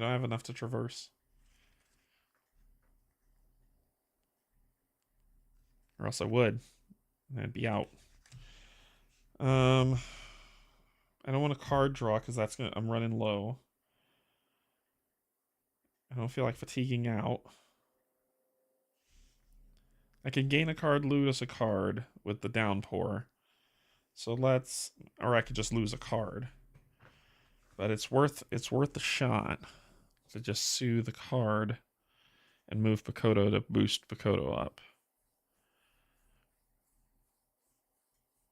It's worth a shot, right? I mean, nah. Let's chill. 3. Ready now that the combos are in effect. Draw a card. Meticulous. Draw a path card. Prowling Wolfhound. Perfectly fine. It's a dead creature. So then we deal with what we're dealing with. So we'll do Quiet for 3, exhausting the Parathrustus whistle to put 3 harm on you. We will then do Riri for 1 to get rid of you. That combo is beautiful. Then we'll do Oru, moving Pakoto up, pushing to 6. Pakoto going down to 5 to push this back to 4. And put 2 progress on you just in case I need it. Alright, let's try to get out of here. So now we're going to do a test to traverse for 4 on 2.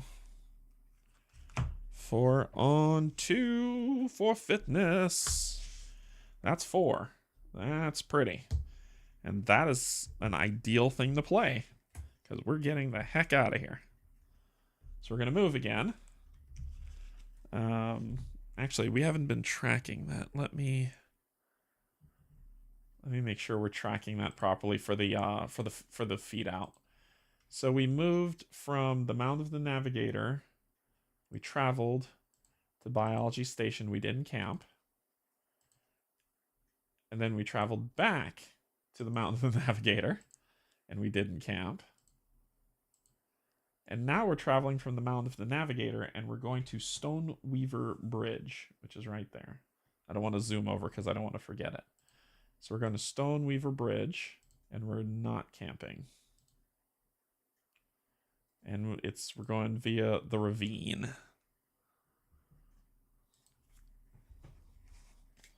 Let's get out of here. Let's get out of here. Oh, there was some horrible valley stuff. And I was looking for her. I help her find her annoying daughter. Alright, so we're using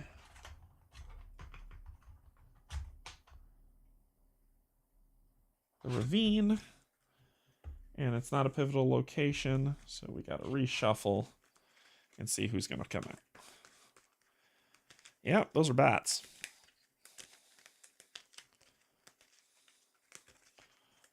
One, 2, 3. All right. 1, 2, 3.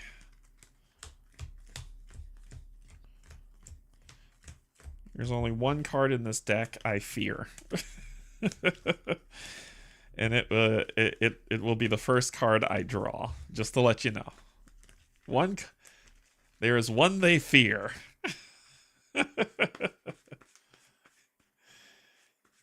In their language, it's called Boulder. What, you said that? I know, right?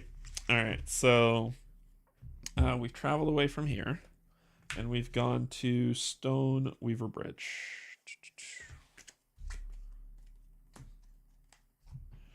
Let's take a look at the Stone Weaver Bridge. So it's a water trail location. And we're going to read 26 because we've never been here before. 26.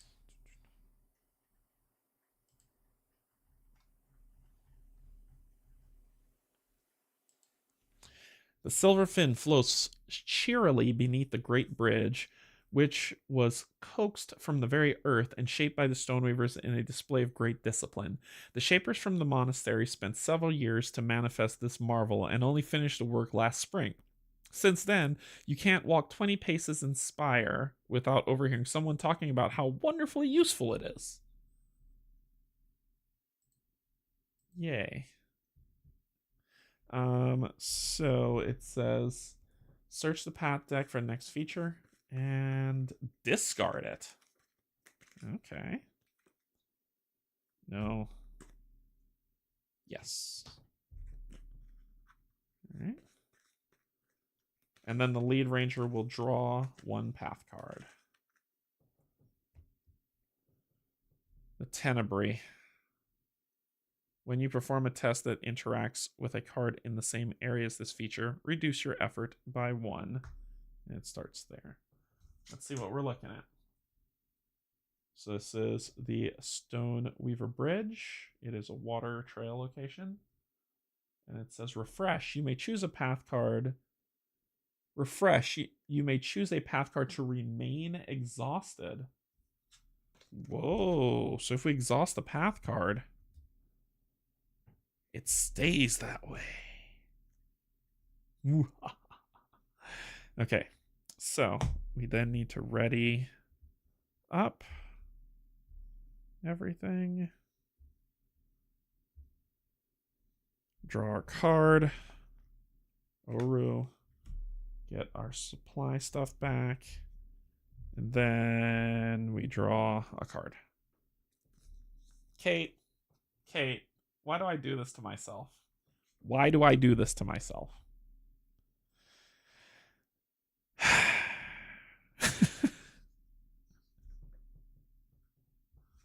I hate this feature so much. And it's so hard to beat. I can't win it. I can't win it. So whatever's gonna happen is gonna happen. I can't win it. Because this is the reason why, and this card here is the reason why solo mode is hard. Because if you don't have the focus, you will always take damage in a ravine. I don't have any cards to help me. Actually, I do. I can clear it. Nope, I can't. I can't clear that. The reason why is because you're like, well, you have Homeward Bound that says move all progress from a being to a feature, which means I can move this here and be good. Problem. That takes my ranger token, which means I cannot use Homeward Bound on it. I have to pass it via that test. And it's a stupid obstacle, which I plan to exhaust so it doesn't kill me, but it still sucks. And I probably will pick that path card not to remain exhausted. It is a path card. Okay, so let's do this. We're going to play... I really want to get out of here. How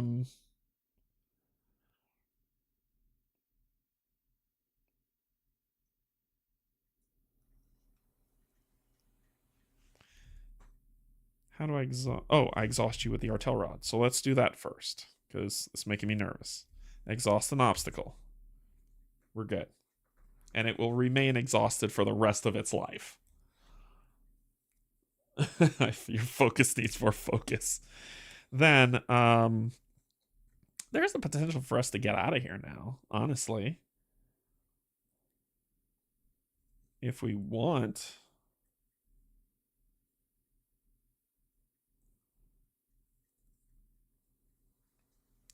I'm going to put down the last Parathrapsis whistle here. Put 3 on here. So now I'm at 3, 4, 5. Okay. Oop, wrong thingy. That goes there. Then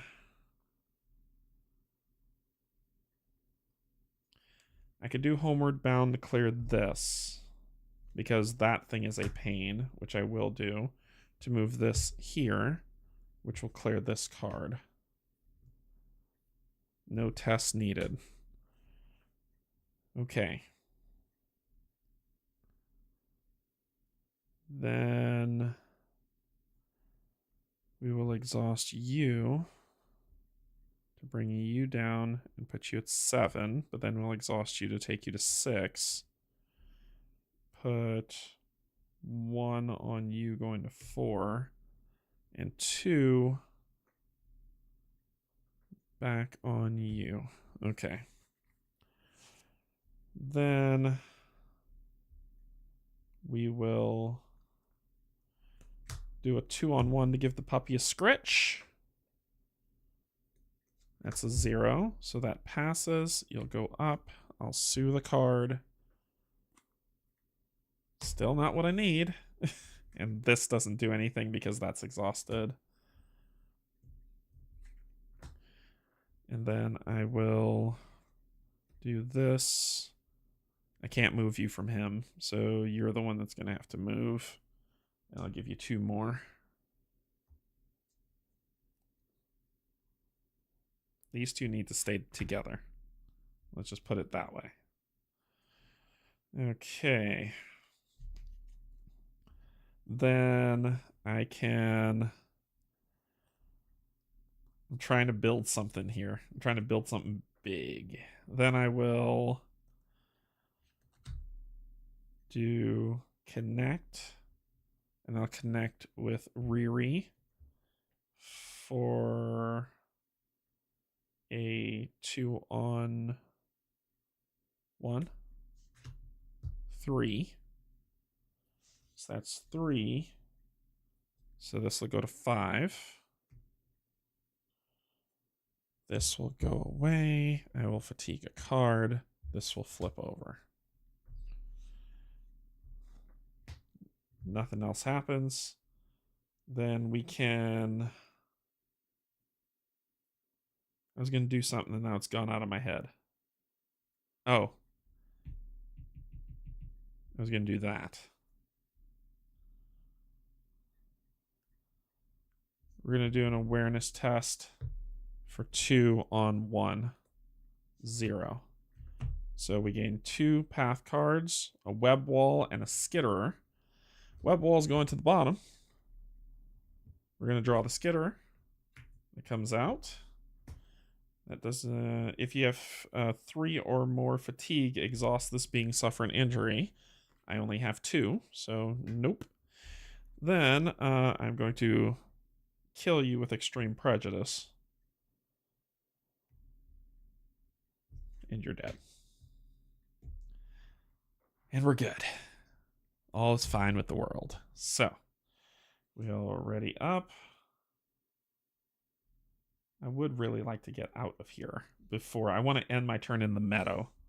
My day in the meadow. Ready all these up. Nope, you stay exhausted.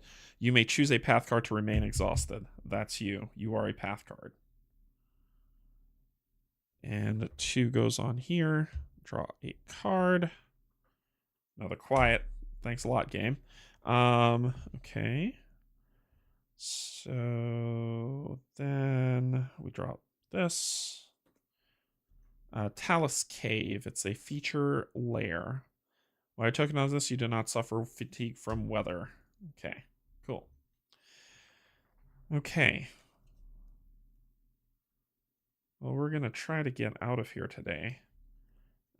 We have this feature that will fatigue 1 card to do this test.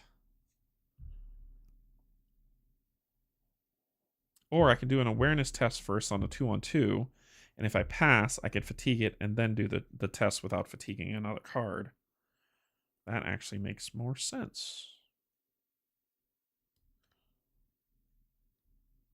Okay. That actually makes a lot of sense. So we're going to do the awareness test on a 2-on-2 on here. 2-on-2. The only thing I didn't have to draw. If there are Nisobats in play, there are not. And then I need to reshuffle all this. Everything else would have been fine. Everything else. No. Failed that test horribly.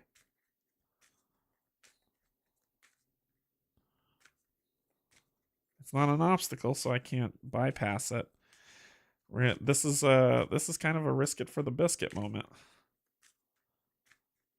Because I'd like to end my day in the meadow. So let's see if we can end our day in the meadow. So instead of that, we're just gonna go for the traverse, fatiguing a card because of that. And then it's a 3-on-1.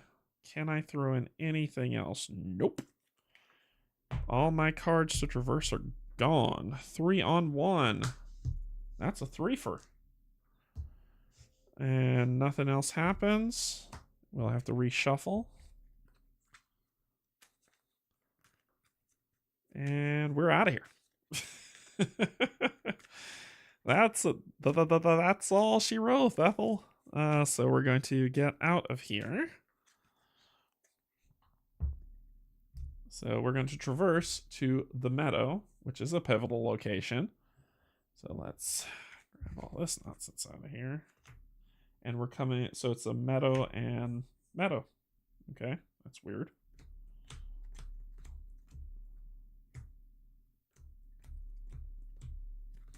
Good.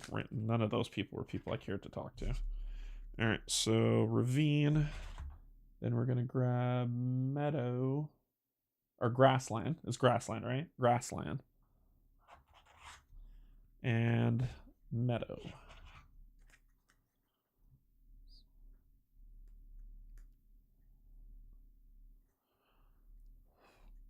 Meadow has 4, 1, 2, 3, and 4. 4 cards. Okay. Clean this up. Oops. These should have gone with ravine. This is gone. Meadow. All right.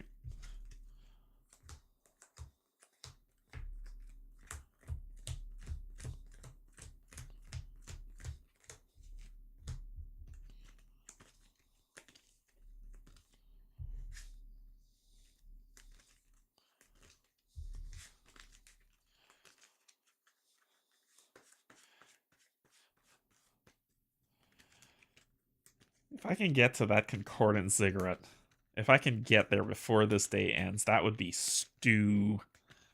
I got 1 card left before my day ends. 1 card. That would be incredible. All right, here we go. That goes there. Let's take a look at meadow. So that is meadow. And we'll read number 8.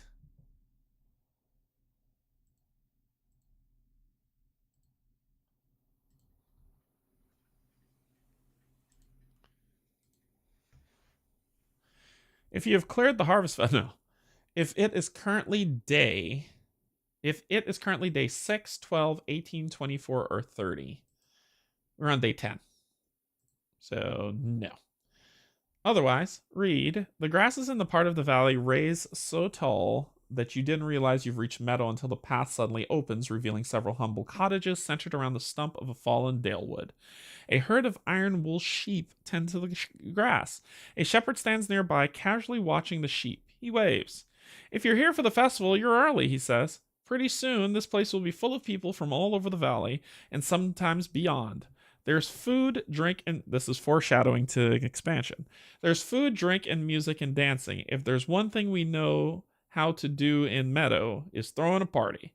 An iron wool sheep passes to give you a look, then quietly goes back to its grazing. Okay, so it says, Search the path deck for the Whispering Fields and put it in the play.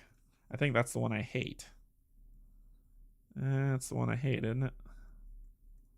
Yep, that's the one I hate. That is the card I dislike greatly.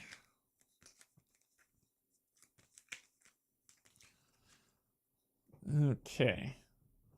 Well, that's what we do. And it takes one. There's awareness to search. So it says scout path cards equal to your effort, then draw one path card. And this is a pivotal location field. All right, let me tell you why I hate this card. Because it never goes away. You can't traverse it. It's just what it is. And says response. When you would draw a path card, instead attach it face down to this feature. When this feature enters play, draw a path card. Put it face down underneath it. X is equal to twice the number of face down cards attached to this feature. So then we have to sense our way through this nonsense by drawing and playing the path card, a random path card that's under there. And see what happens.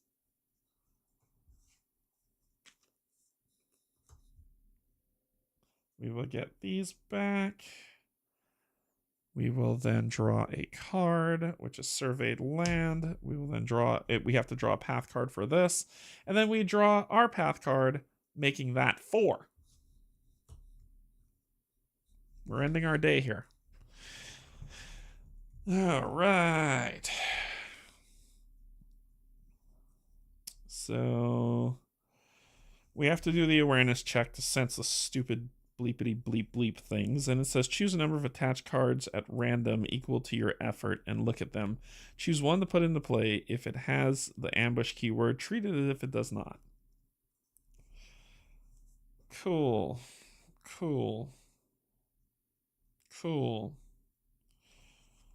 Let's make this a 3 on 1, shall we? Oh, and this would have gone to 4, which this would have flipped over with 4 on it. And I would exhaust my ranger card, and that's what would happen. So it is a 2, 3 on... Oh, no. Wait, I think it's 1. It wouldn't be its presence, would it? Yeah, because there's no tag on it saying what to do, so it's a 1. So 3 on 1. 2. So we draw the 2. Elder Jobu and an Artilope. And we get to pick which one. Choose one to put into play. If it has the ambush tree word. So we're going to do...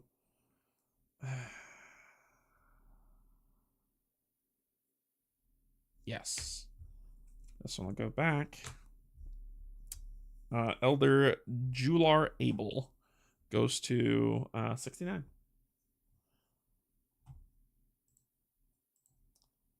Six 9.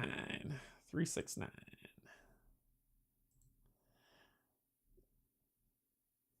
Nope. Didn't do any of that. Did not do that. So we're here. You hear someone stomping through the thick grass long before you see Jular Abel, Meadow's foremost elder. She's walking with powerful, heavy strides, poking at the ground with a stout staff. So she's preoccupied. You have to call her name twice. Clear her to see what happens. Okay. She just needs 2. Clearing her is fairly simple. So... You can clear her with Bakoto.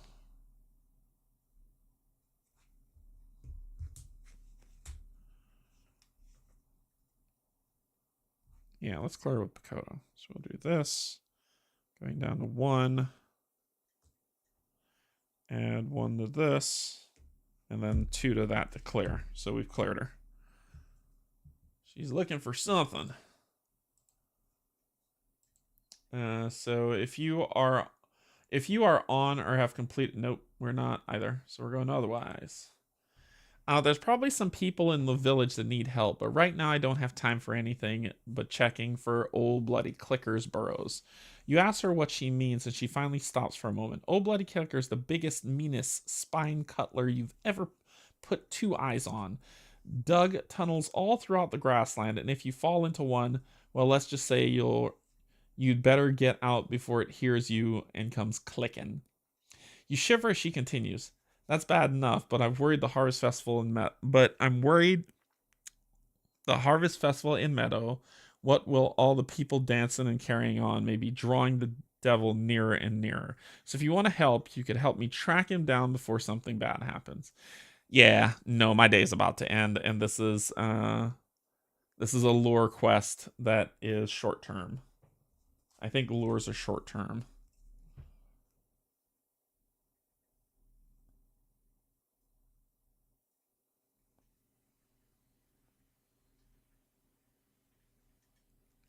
Yeah, because I know that helping.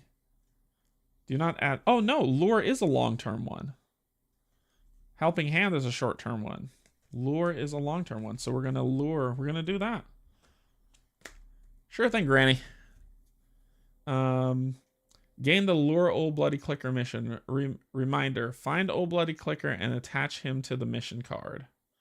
You may choose this option only if you don't have another lure or confront. Yes, yes, yes, yes, yes. You are. There's so many reclaimers in here.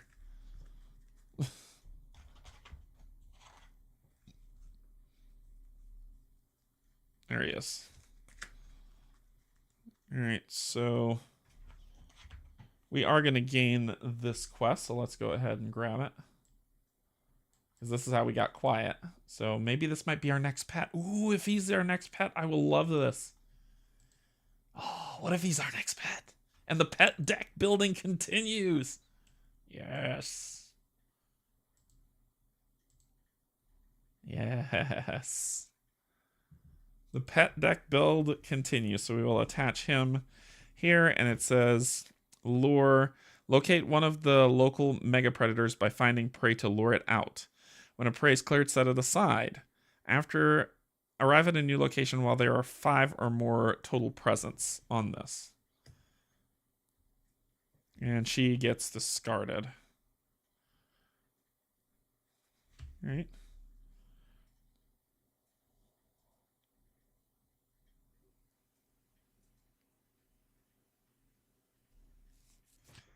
All right. I believe she's discarded. I didn't. Discard. Yep, she's discarded. Okay. All right. Cool, cool, cool. Why can't you be an obstacle that I can go around? That's all I'm saying. Okay, so we're down to, this is 2 presents, which would fatigue us out for the day. I mean, we could traverse, but we would run out, and we can't. So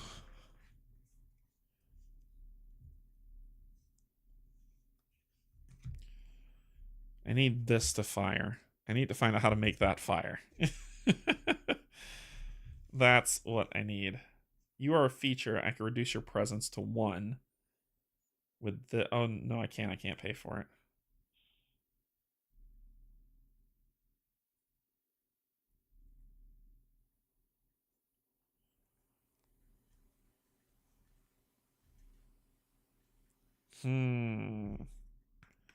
I need to do a test where the potential for the sun coming out is a thing, but no, that would fatigue me.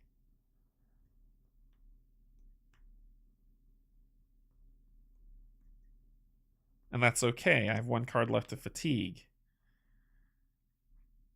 It will have to be you. You will pull you down here, give you 2, going to 3, so 9.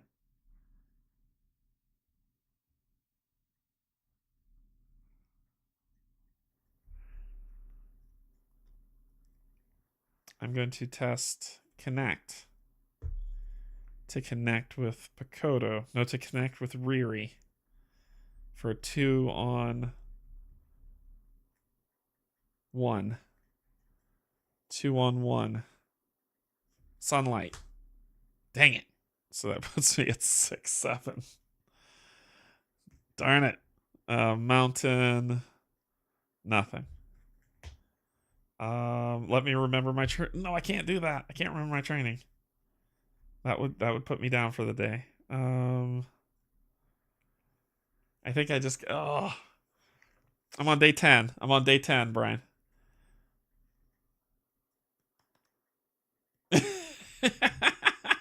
Gate.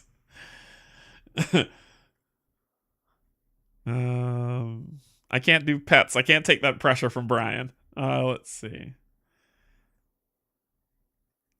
I can do. This is ending the day. I'm just trying to figure out how I want to end day 10.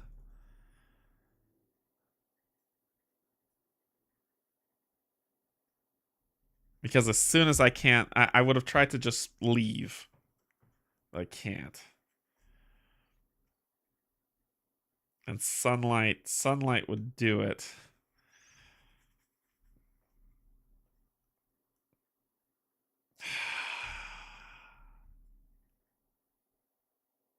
I don't know.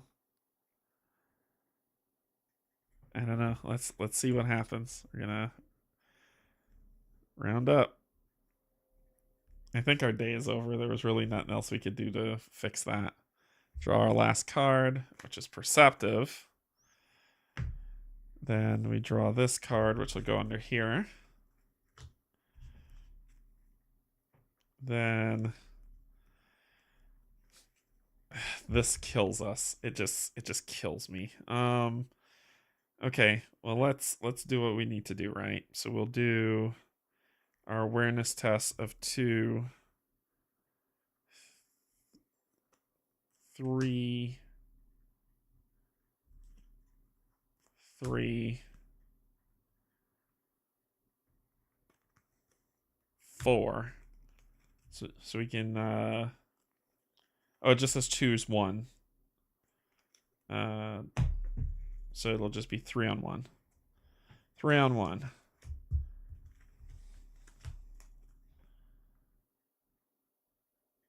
Train stilt horse. Sure.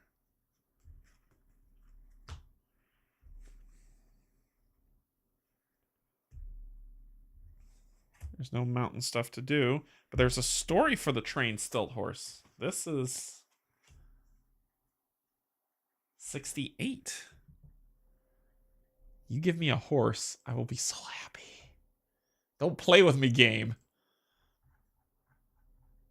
Do not play with me. 68. Enters play. If you've been accepted as a rider, I haven't. The small herd of stilt horses prances away from you slowly as you circle around Meadow, their long legs daintily picking their way through the tall grass. The residents of Meadow say that the stilt horse lets people ride them if they trusted them. When you ask what the stilt horse did to the people that they didn't trust, they grinned at you. Clear it to be accepted as a rider. Oh, yes, this is how you end out a day. This is how you end out a day. So you were up here. Perfectly fine. Come here. We'll put 2 on here. Hey, Matthew, what's going on? And then we're going to do this, taking that down to 2, taking this up to 5, taking this to 4, clearing that card. We go to 68. Let's see what happens when we clear it.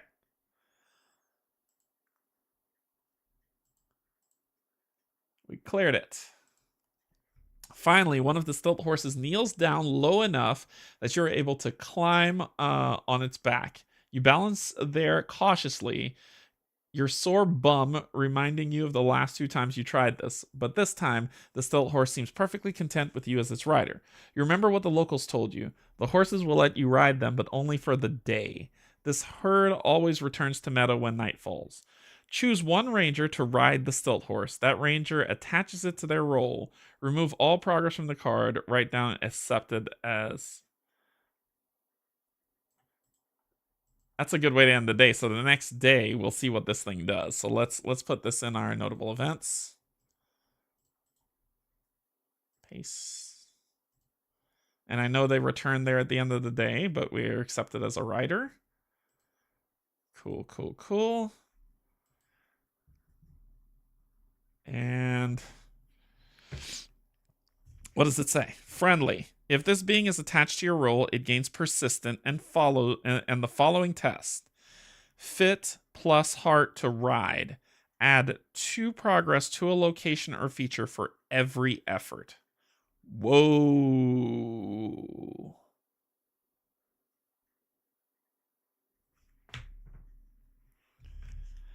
I mean, what's the order of operation? I'm just wondering if I can get out of here before I fatigue out.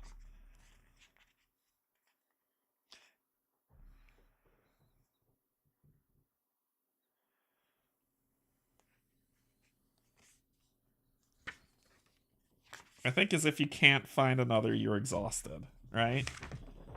Exhausted. 22. What's the order of operation? I'm going to try to get out of here with this animal right now.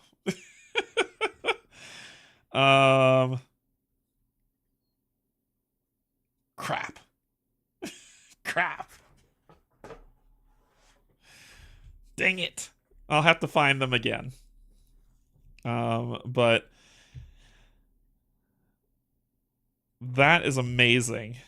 That is amazing. Add 2 to location or feature for every effort. That is an amazing card. But we're going to have to end our day. This thing's... Otherwise, I try to get out of here, but this thing's going to try... We can't traverse that. And awareness tests are the only way to move through that. All right, how do we want to fatigue out? It doesn't matter. Well, 1 will give me an injury, so let's try to traverse. Let's do that, and then we'll fatigue out. So we'll try to traverse.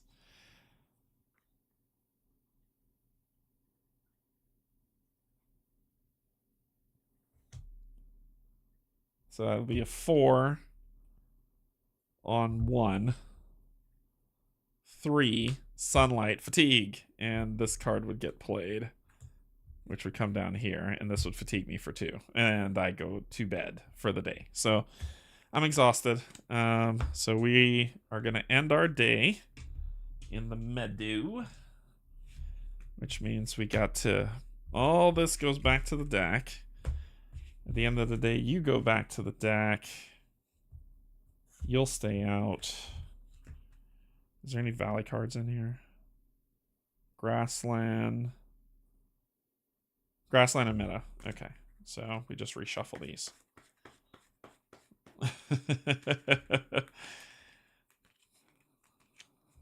Getting out of here is going to be hard. This card not having any traversals to try to get past it is tough. It's just a hard feature card. It wants you to suffer as you leave. Right, suffer these up.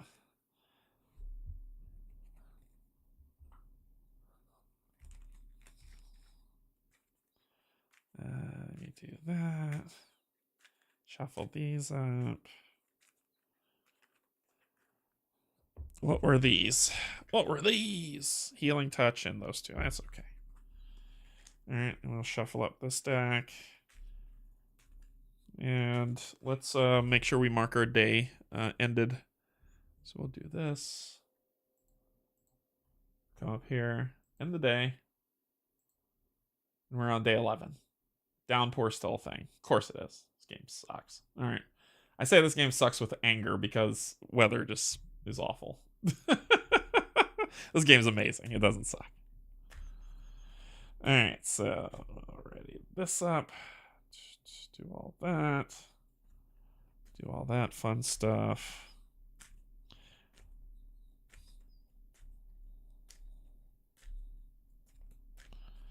Okay. Shuffle all that up. And then we're going to draw our 6. 1, 2, 3, 4, 5, 6. Ta-ta, Riri. Ta-ta-ta-ta-ta. Trash. 1, 2, 3, 4, 5.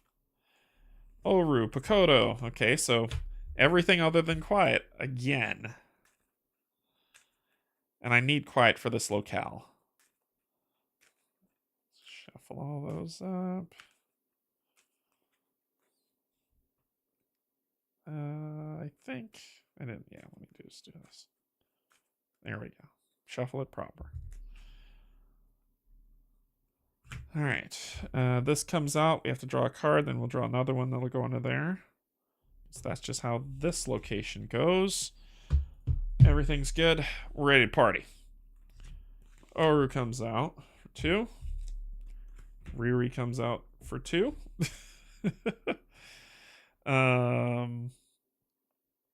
Then there's nothing. This is what's annoying about this. Like, here is where I know there was a question asked earlier, and I need the devs to explain this to me so that I can understand. We're on day 2, so ruins get it still. I need the devs to explain this to me so I can understand. This card, as a shepherd conciliator, you can't do anything about it. Because I only have 2 awareness. An awareness check, I would have to do like... I would have to have the cards to be able to back up to do 2 checks to clear this to even remotely leave. Like, that's the hard part. I think that this card is too harsh for solo. Sometimes a public verbal insult right back to them. Nah, I'm not doing that. No, I don't do that. I'm saying that I think that this card needs to be nerfed a little bit. Even if you want to say that you want to put the like that you can traverse it, even if you want to make that number high, that's fine.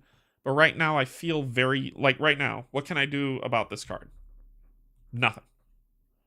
Nothing at all. And I think that takes away from something. You lock people with this card. It could be I'm either going to do an awareness test or try to do another test where I draw sunlight, but I can get injured because I don't have my whistle, so automatically I'm fatiguing out cards. So I don't want to do any of that. I can't attack it. I can't do anything to it. And it just gets stronger and stronger and stronger every round. Like, I think this card really needs to be looked at. I think for 2-player and more mode, it's probably trivial, but for solo mode, it's too hard.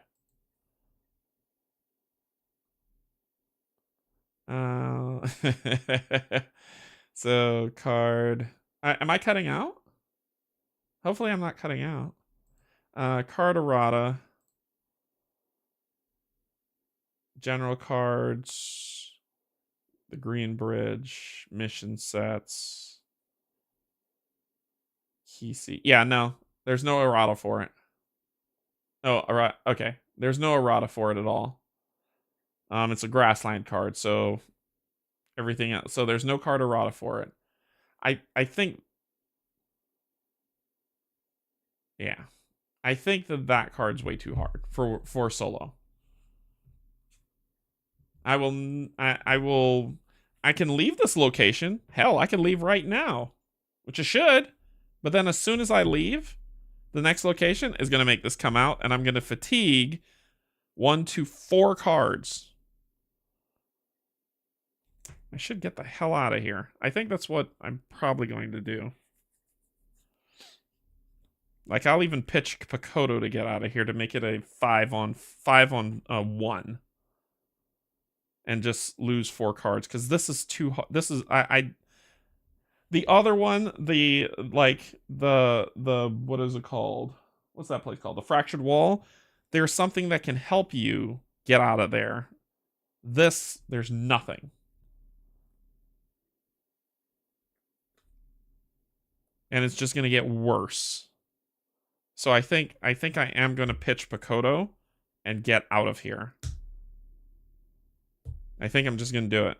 I can't deal with this card getting worse all the time. So you start off with it on 4. on solo mode. Okay, so that is a 3, 4, 5 on 1. 5 on 1 plus 1, 6. That is enough for me to get the heck out of here. But I'm going to suffer 1, 2, 3, 4. Oh, wait. Tick this down again. Let's make that a 5. What are you going to do? Oh, and I can also get injured. So 5 cards gone. Right? 5 cards gone. And randomly pull one of these out here. And if it's ambushed, I get injured.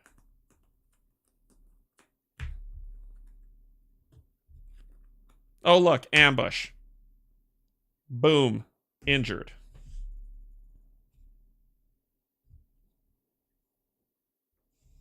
So that's why I said, like, I think this card's too harsh for solo mode. And I don't know if the designers will look at this at all ever. But watch me not having fun because you didn't give me a thing to do here. Okay, so we're done. We're out of here. We are out of here. So we are moving from here. We're moving to the Concordant Ziggurat, which is a ruin. We'll still have grassland cards, but we'll see if we draw that stupid thing again. And I don't plan on leaving this day anyway.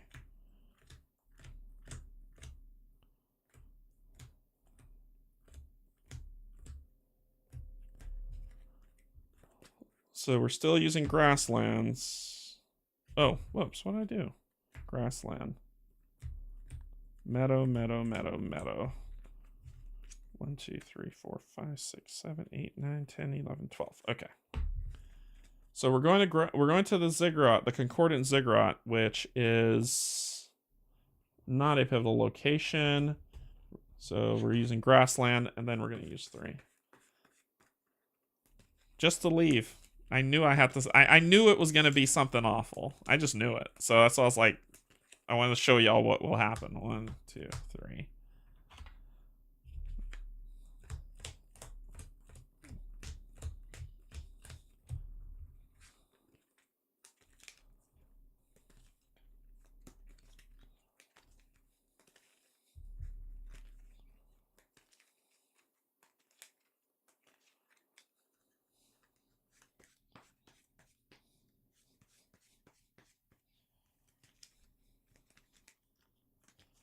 Yeah, I think that double the fatigue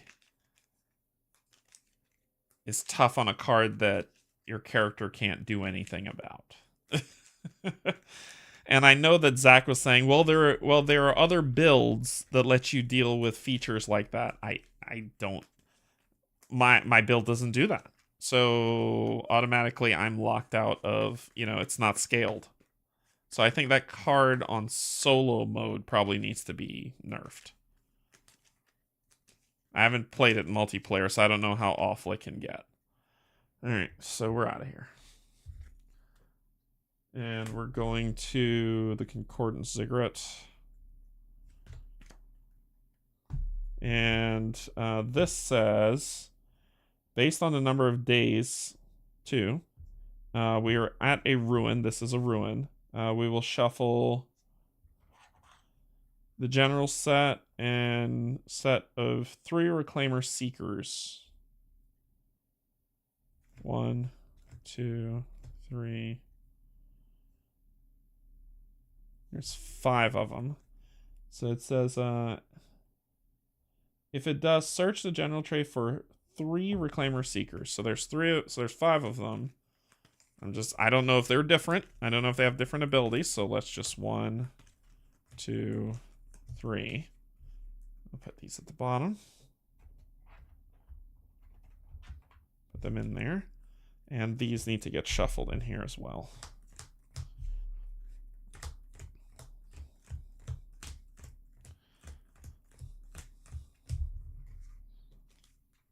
And what also gets me about that card is it's in a recurring traversable thing. It's not one location. It's just meadows everywhere.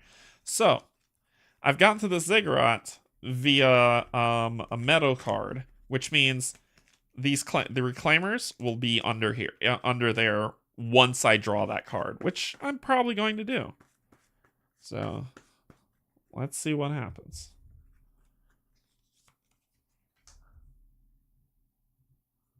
So that's the concordant ziggurat. We're going to read 25 on that arrival. Oop.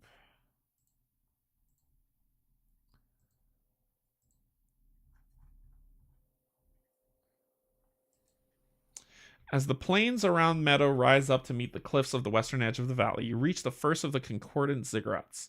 Some say that they are part of an unfinished network of power stations, but no one knows for sure. There are 5 intact ziggurats in the valley, along with the ruins of several others, and travelers from beyond claim to have seen identical structures as well. Foreshadowing. As you near the base, you feel a resonant thrum. It vibrates the very air around you, causing pressure to build inside your head. The ziggurats, whatever they are, yet live. Search the path deck for the next obstacle and put it into play. Okay, so... Oh, and... 1 presence, awareness, void test 3. So it says the unnerving energy emitted from the ziggurats. Move your token to this location. You may discard 2 progress from this location to commit an equal amount of effort. So, cool. This is kind of like the fractured wall. Okay. The hell am I doing? I gotta find an obstacle. Nope. Nope. Nope. Nope.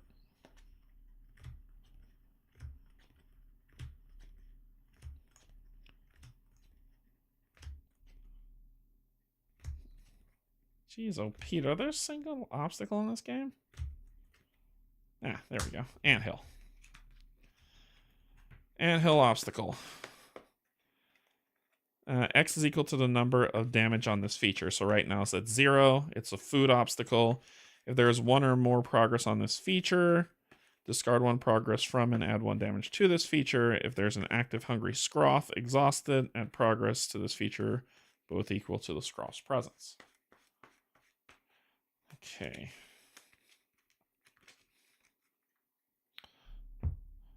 Cool. Ready up. Draw a card. Meticulous. Get all my stuff back. And it's a morning root. So it's food. Lots of food. Alright. So we're looking for stuff and things. Okay.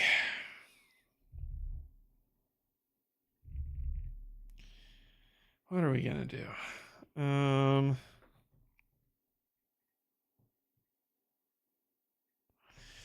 We can do a fitness test here. Add 1 damage to this feature, suffer 1 fatigue, and choose a ranger. That ranger soothes 3 fatigue. What? So I suffer fatigue, and then he'll turn 2? I don't... Weird. Sure. Feeling good about myself. Or I should do an awareness check. All right. Let's see if we can go fishing for our stuff. So we're going to do this. It's a fitness test on a 0, right? So technically we can't fail this test. So we'll do 2. So we'll do a 1 on... Oh, it's a 1. Sorry. 1 on 2. 2 on 1. 2 on 1. 2 on 1. 2 on 1. 2 on 1. Fitness. Plus 1, 3. So we would suffer fatigue. And then soothe 3. This is why it's not balanced. Soothe 3. So we've got Artel's Vault and Rod, Trail Markers, and Healing Touch. Sunlight. Tick this down to 2. So basically I just soothed 1 card. If there is 1 or more progress, there isn't. And that's it.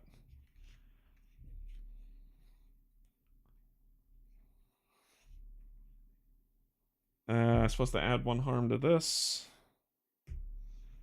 So I just got one card. Okay. Well, we're going to spend one to put out Artel's Rod for 2. Oh, sugar. And I was fatigued, and I should have fatigued one more. I forgot about that. I'll do Healing Touch for 1 to cure an injury. I forgot I was supposed to lose that much more too when I traveled.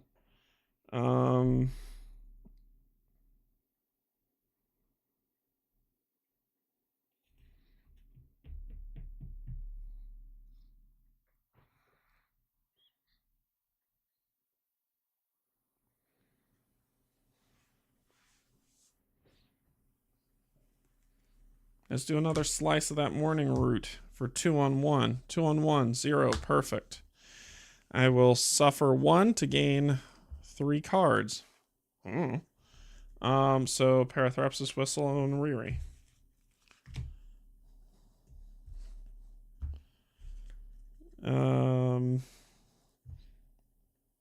No active predators, and that's it. This would have taken its last damage, so it would be discarded.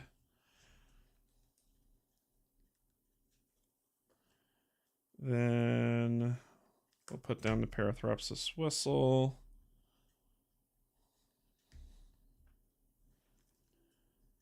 Then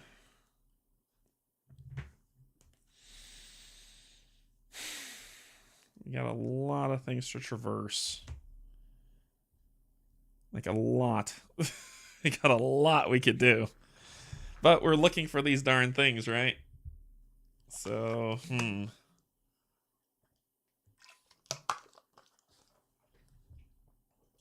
Look at that. I can leave here now if I wanted to. I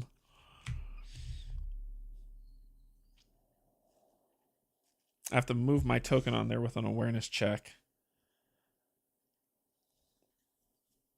I'm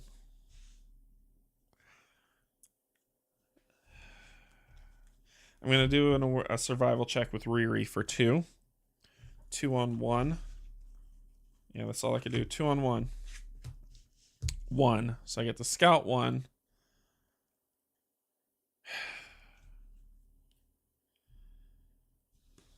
The thing that makes me nervous is what this next card could be. A Reclaimer. Okay. All right. So you'll come down, and I'll show you him in a second. Let me just follow this through. Boom. If there's an active Hungry Scroff, there isn't. Add 1 mucus token to the location. If there are 3 or more, discard them. Search the general set for a Reclaimer Polyp.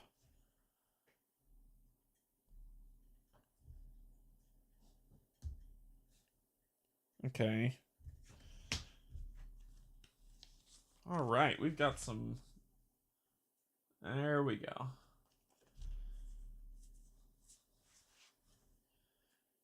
And it has ambush, which means it would fatigue me for 2.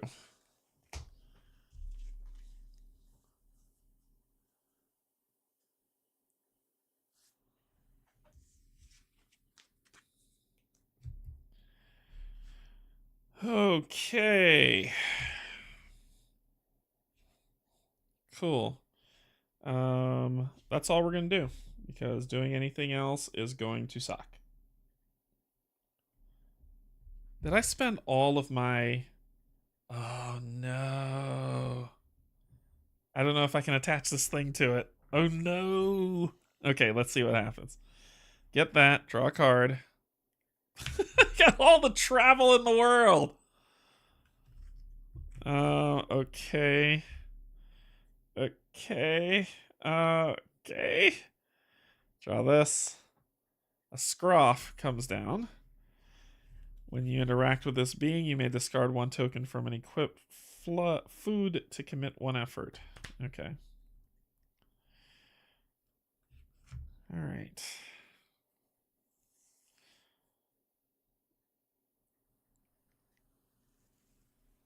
Okay. we're gonna exhaust you to move you up here. Put 2 progress on you.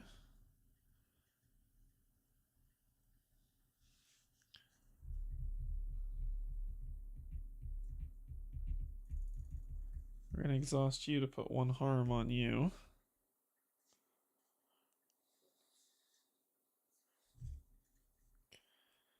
I mean, honestly, that's all we can do.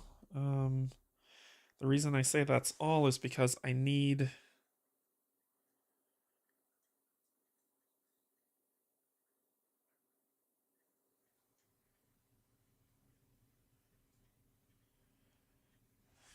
I need to exhaust this to go down to 1 to exhaust that obstacle. So he doesn't injure me, and I can protect against him.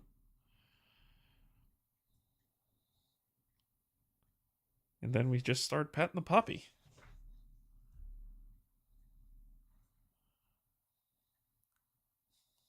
We got a card draw our way out of this.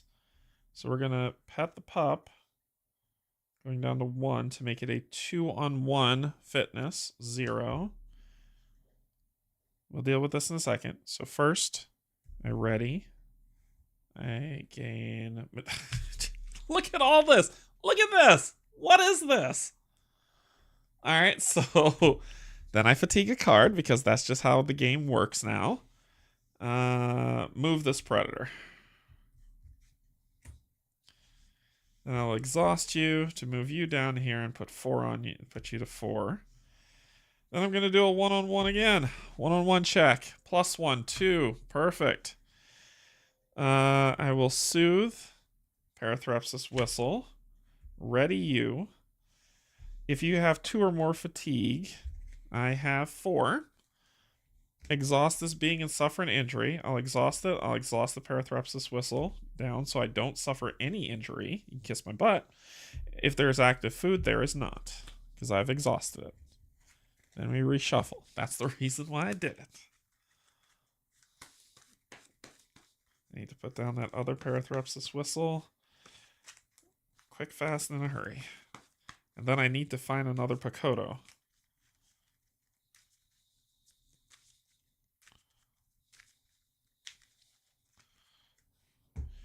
So we'll exhaust you to get rid of you. We'll spend this to put down the Parathrapsis whistle so we can not die. You know, that would just be ducky. And then I can run for president. If I had to traverse out of here, I would just leave. Here, leave, pass. Okay.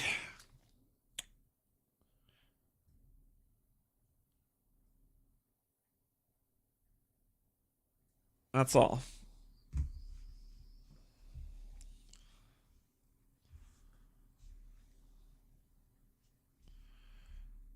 Okay. Draw a card. Healing touch. It's not what I need. An Artelope. Prey comes out. Okay, so then...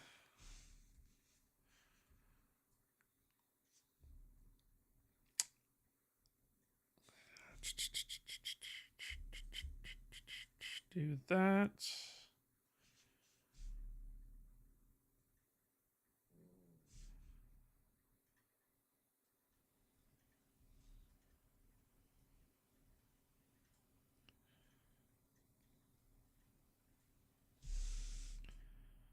Not ready to clear you yet.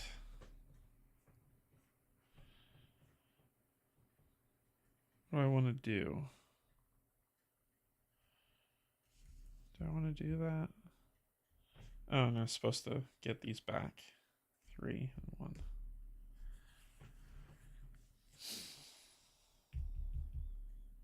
Oh, wait. This guy should have gone here.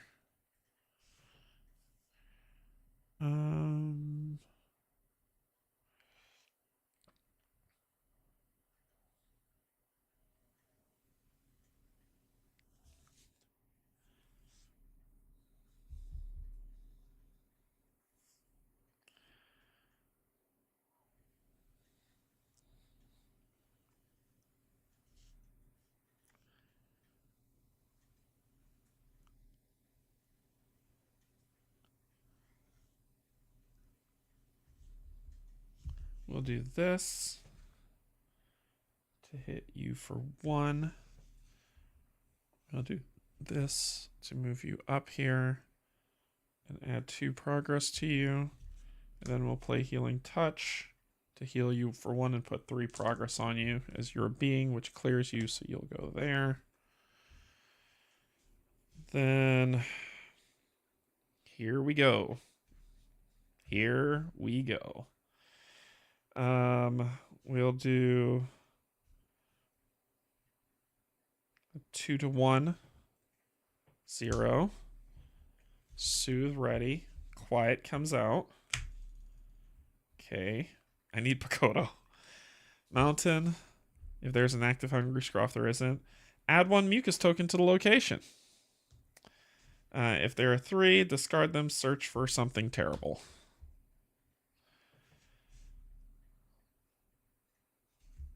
Exhaust.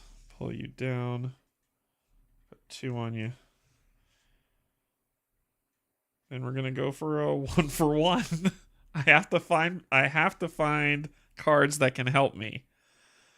1 for 1 on a Pet the Pup. +1, which works. So I gain another card.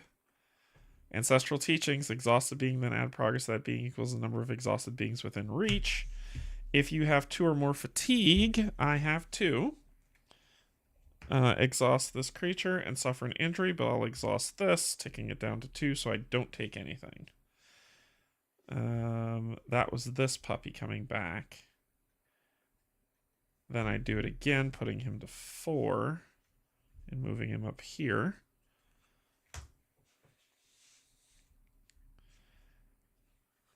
And we'll stop there.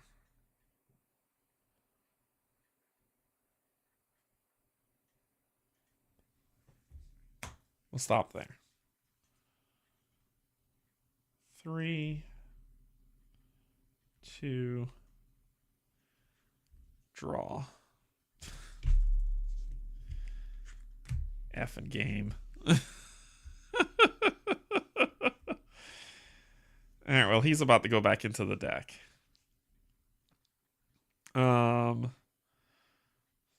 Draw. Okay. Quiet's coming out. Yeah, without Pakoto, this whole thing just kind of falls to pieces. So, we'll do Quiet for 3. Put you there to this to tick to 1. We'll do...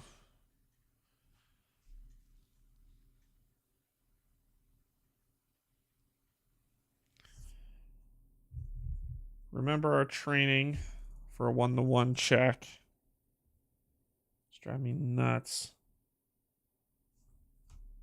I only get to draw 1 card. 1-to-1. Pass. Finally. Crest. Exhaust. Exhaust. Tick this to 1 so I don't get another injury. Okay. Okay. Now we can try.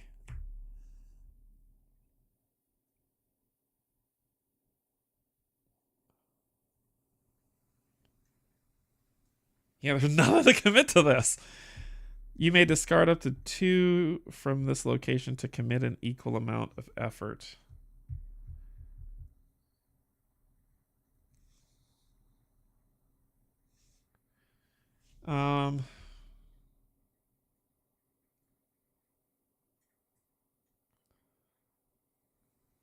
The cards on this one just wasn't in my favor. So the Valley might be dead. So let's see. All right. I'm not going to do anything else today. Draw a card.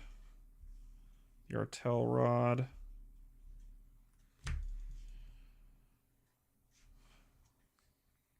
Artelope. Honestly, if I could leave, I would. Okay, so Then we'll do quiet to do this. This isn't discarded, only the rod to do that. So that we can do this focus test of a 3 on 2. 3 on 2.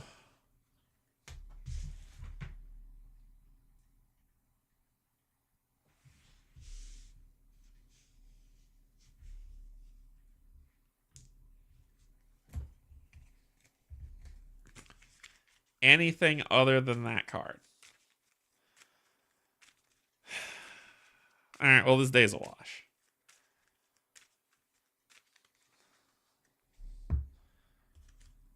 Because those were probably my only 2 cards that I could do that with.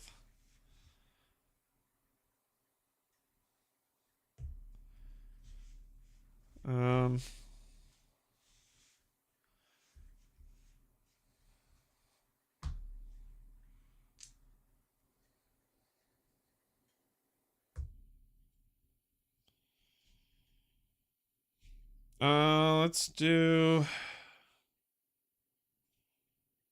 2 on 1. So I will soothe a card. Okay. I will fatigue a card. Okay. There's not an active, you're exhausted. So when I play poorly is what pisses me off. And this should have gone away, flipping this over to that. Then we'll do a 1 on 1 check. Fitness +1. Soothe the card, ready to pop. Nothing happens, nothing happens. Okay. Next round, can we get this right? Just throwing it out there. I only have 1 card that's fatigued, but whatever. Let's go. Let's go. Oh, shoot. And when that comes, this thing would have ran away anyway.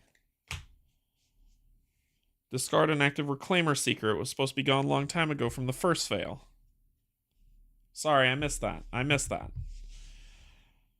Okay.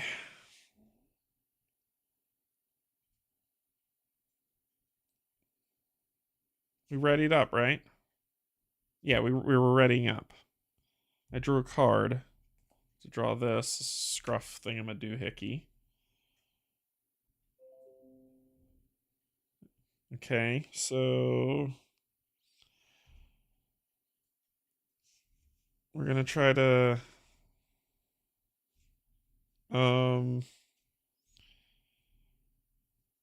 exhaust you.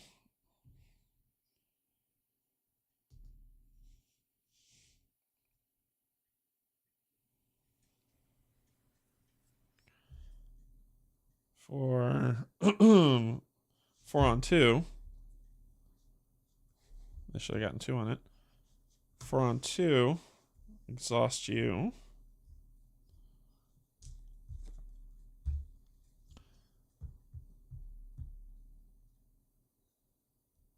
There's not an active food scruff.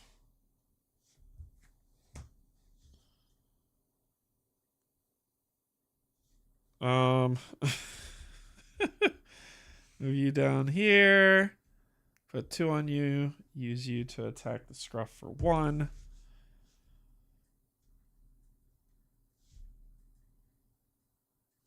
I honestly don't know what to do.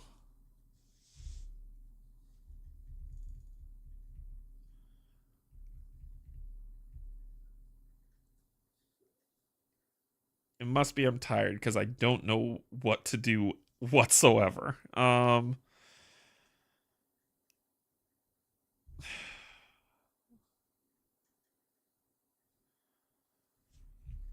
Let's give me my 2 back. Ready you up. Ready. Draw a card. Thoughtful. A Reclaimer with Ambush. 1, 2. I've got 2 cards left and then my day is over. Okay, so Let's give it a go again. 1, 2, 3, 4. 4 on 2. 5. I hate you, game. So this goes on you. I have more than... Yep, I got more than that. So he will injure me. All these will go to discard. I'll take an injury. And if there's active food, there is. Exhaust this being and suffer another injury. Yay!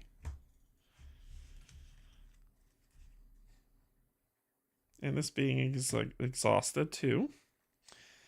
Now we just need to draw sunshine. This would have gone to 4 and flipped back over. Now we just need to draw sunshine. That's it. Draw sunshine. That's all you have to do. So we're going to move you here. Go here to 6. And then let's just fitness test like we've never. We're going to do a 2 on 1. All I want is sunshine. -1, 1. Get that. I can't get anything back. There's not an active. We're okay. Do this. Move you up here. And I'll put 2 on you. Then we'll test. 2 on 1.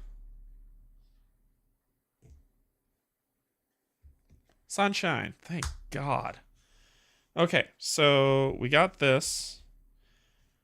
This would kick down to 3. Fatigue me 1. If there is 1 or more progress, no. Discard. An active reclaimer. If this mission is attached to it, Gus follows the tag reclaimer. Read 115. The one thing I wanted to accomplish today. All right, let's see.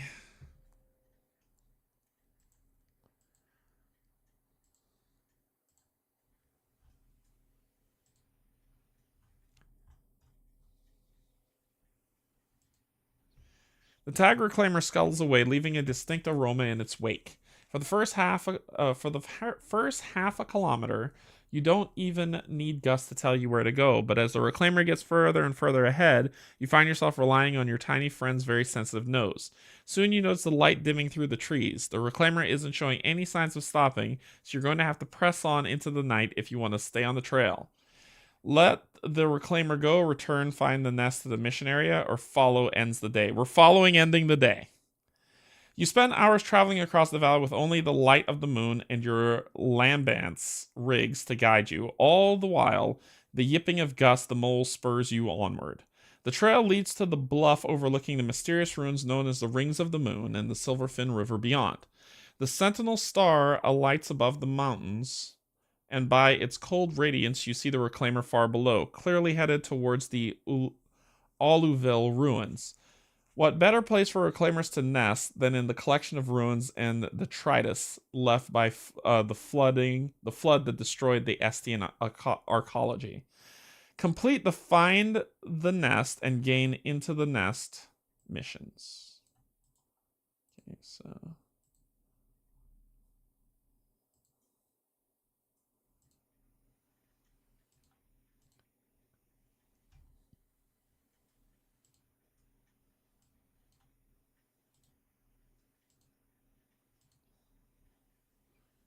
okay. End the day. You are considered to have camped. Record your ending location as the Rings of the Moon and your path terrain as ravine. I want to be very clear about what I'm about to say is about to happen. Okay? So end the day. You're considered to have camped. Record your ending location as the Rings of the Moon and your path terrain as ravine. Okay. So how do I do that?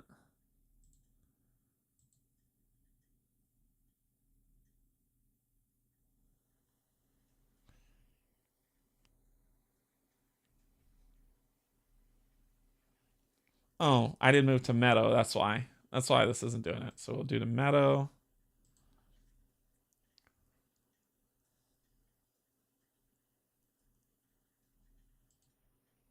And then we move from Meadow to the Ziggurat.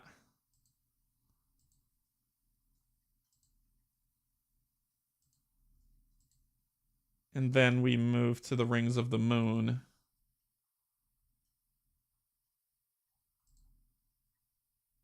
And we did camp. But how do I get Ravine? This how you do it. Rings of the Moon, Ravine. And travel and camp. So we ended day 11. And we ended at the Rings of the Moon and the Ravine. So we did travel. I want to be very clear about what's about to happen. Okay, so it says, end the day. You're considered to have camped. Record your ending location as Rings of the Moon and your path terrain as Ravine. We did travel. It did move us. Our day did end. The reason why I'm saying this is 2, 3, 4, 5. The lure kicked.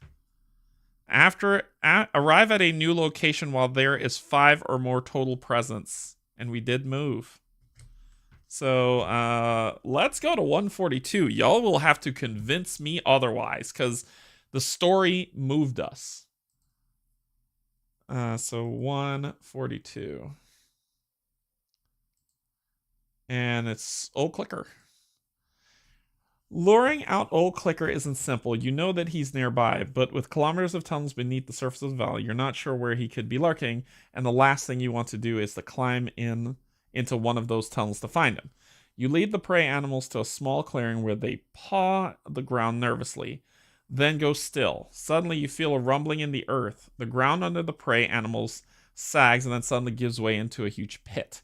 You see a massive segmented body with hundreds of spindly legs writhing in the dirt and debris.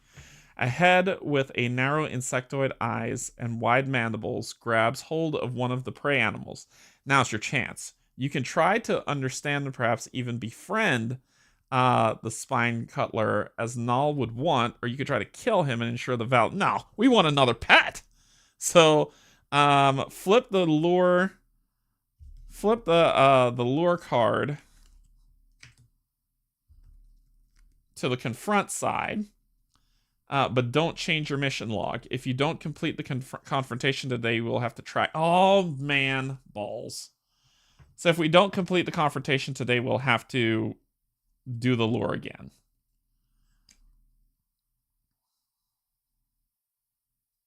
Oh.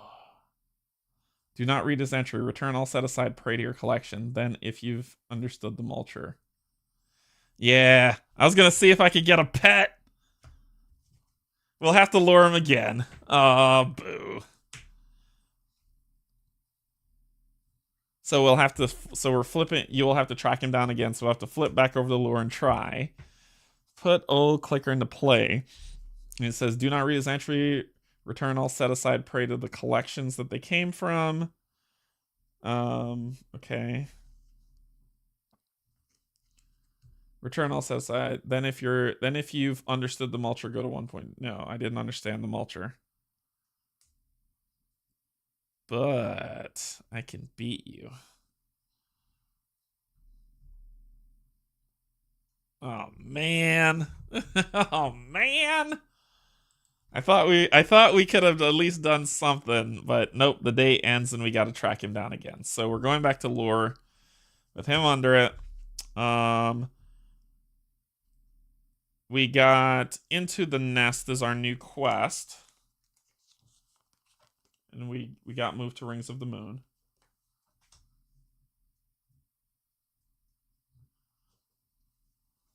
So we have to go to the alluvial ruins, and then we have to do all this.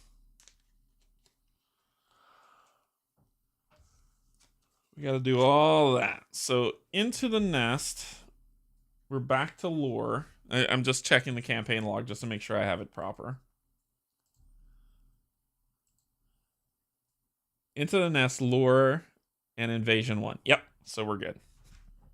Okay, so our recorded journey is going pretty good. I mean, we're moving about. We're not really stagnant. Day 10 was very eventful.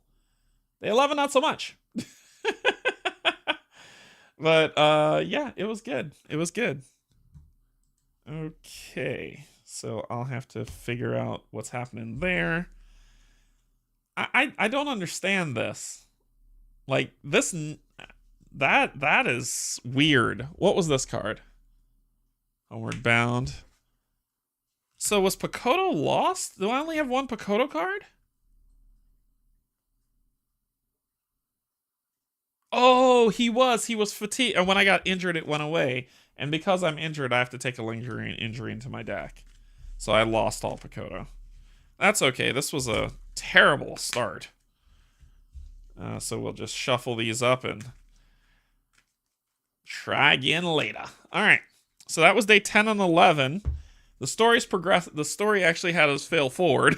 So we're here at the Rings of the Moon, and we have to get here, but we don't have a boat. So sailing there is not possible, which means I got to walk around. I got to go to the archaeological outpost and then there to see what's down there, to see what's going on. But that's where we're going to end for tonight. What's coming up on Thursday, Steve from Co-op Guild is going to join Pac-Man and myself as we play Uprising. So we're going to be playing that. He's going to teach us how to play that.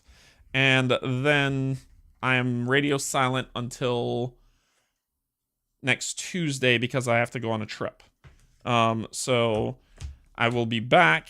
I'll definitely be back to streaming this again next Tuesday, but I won't be streaming any new content. Hey, how's it going? Well, I arrived just as it ends. Seems too bad. Yeah.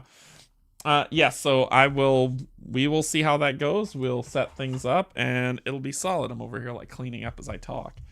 But it'll be a good time. It'll be a good time. Thank you everybody. So let's head back up to the top. Okay, thanks everybody for joining. Patrons, YouTube subscribers, and if you're neither, just coming in to hang out, thank you. We will be back on Tuesday for more Earthborne Rangers. I hope you're enjoying the playthrough. My frustration only means that I like the game. If I get that defeated tone of, you know, then, but no, I'm really still enjoying this game. I think that one card needs to be looked at for solo mode. That's really hard. So we'll see how that ends up, and maybe the devs will listen, or maybe they'll be like, dude, you're not even a blip on YouTube's channel, so no. And we'll have to deal with that. So, but anyway, thanks so much, everybody. I hope you appreciate it. Thank you, Patreons, YouTube subscribers, rest of you. Just know I love you. There's absolutely nothing you can do about it. Bye-bye.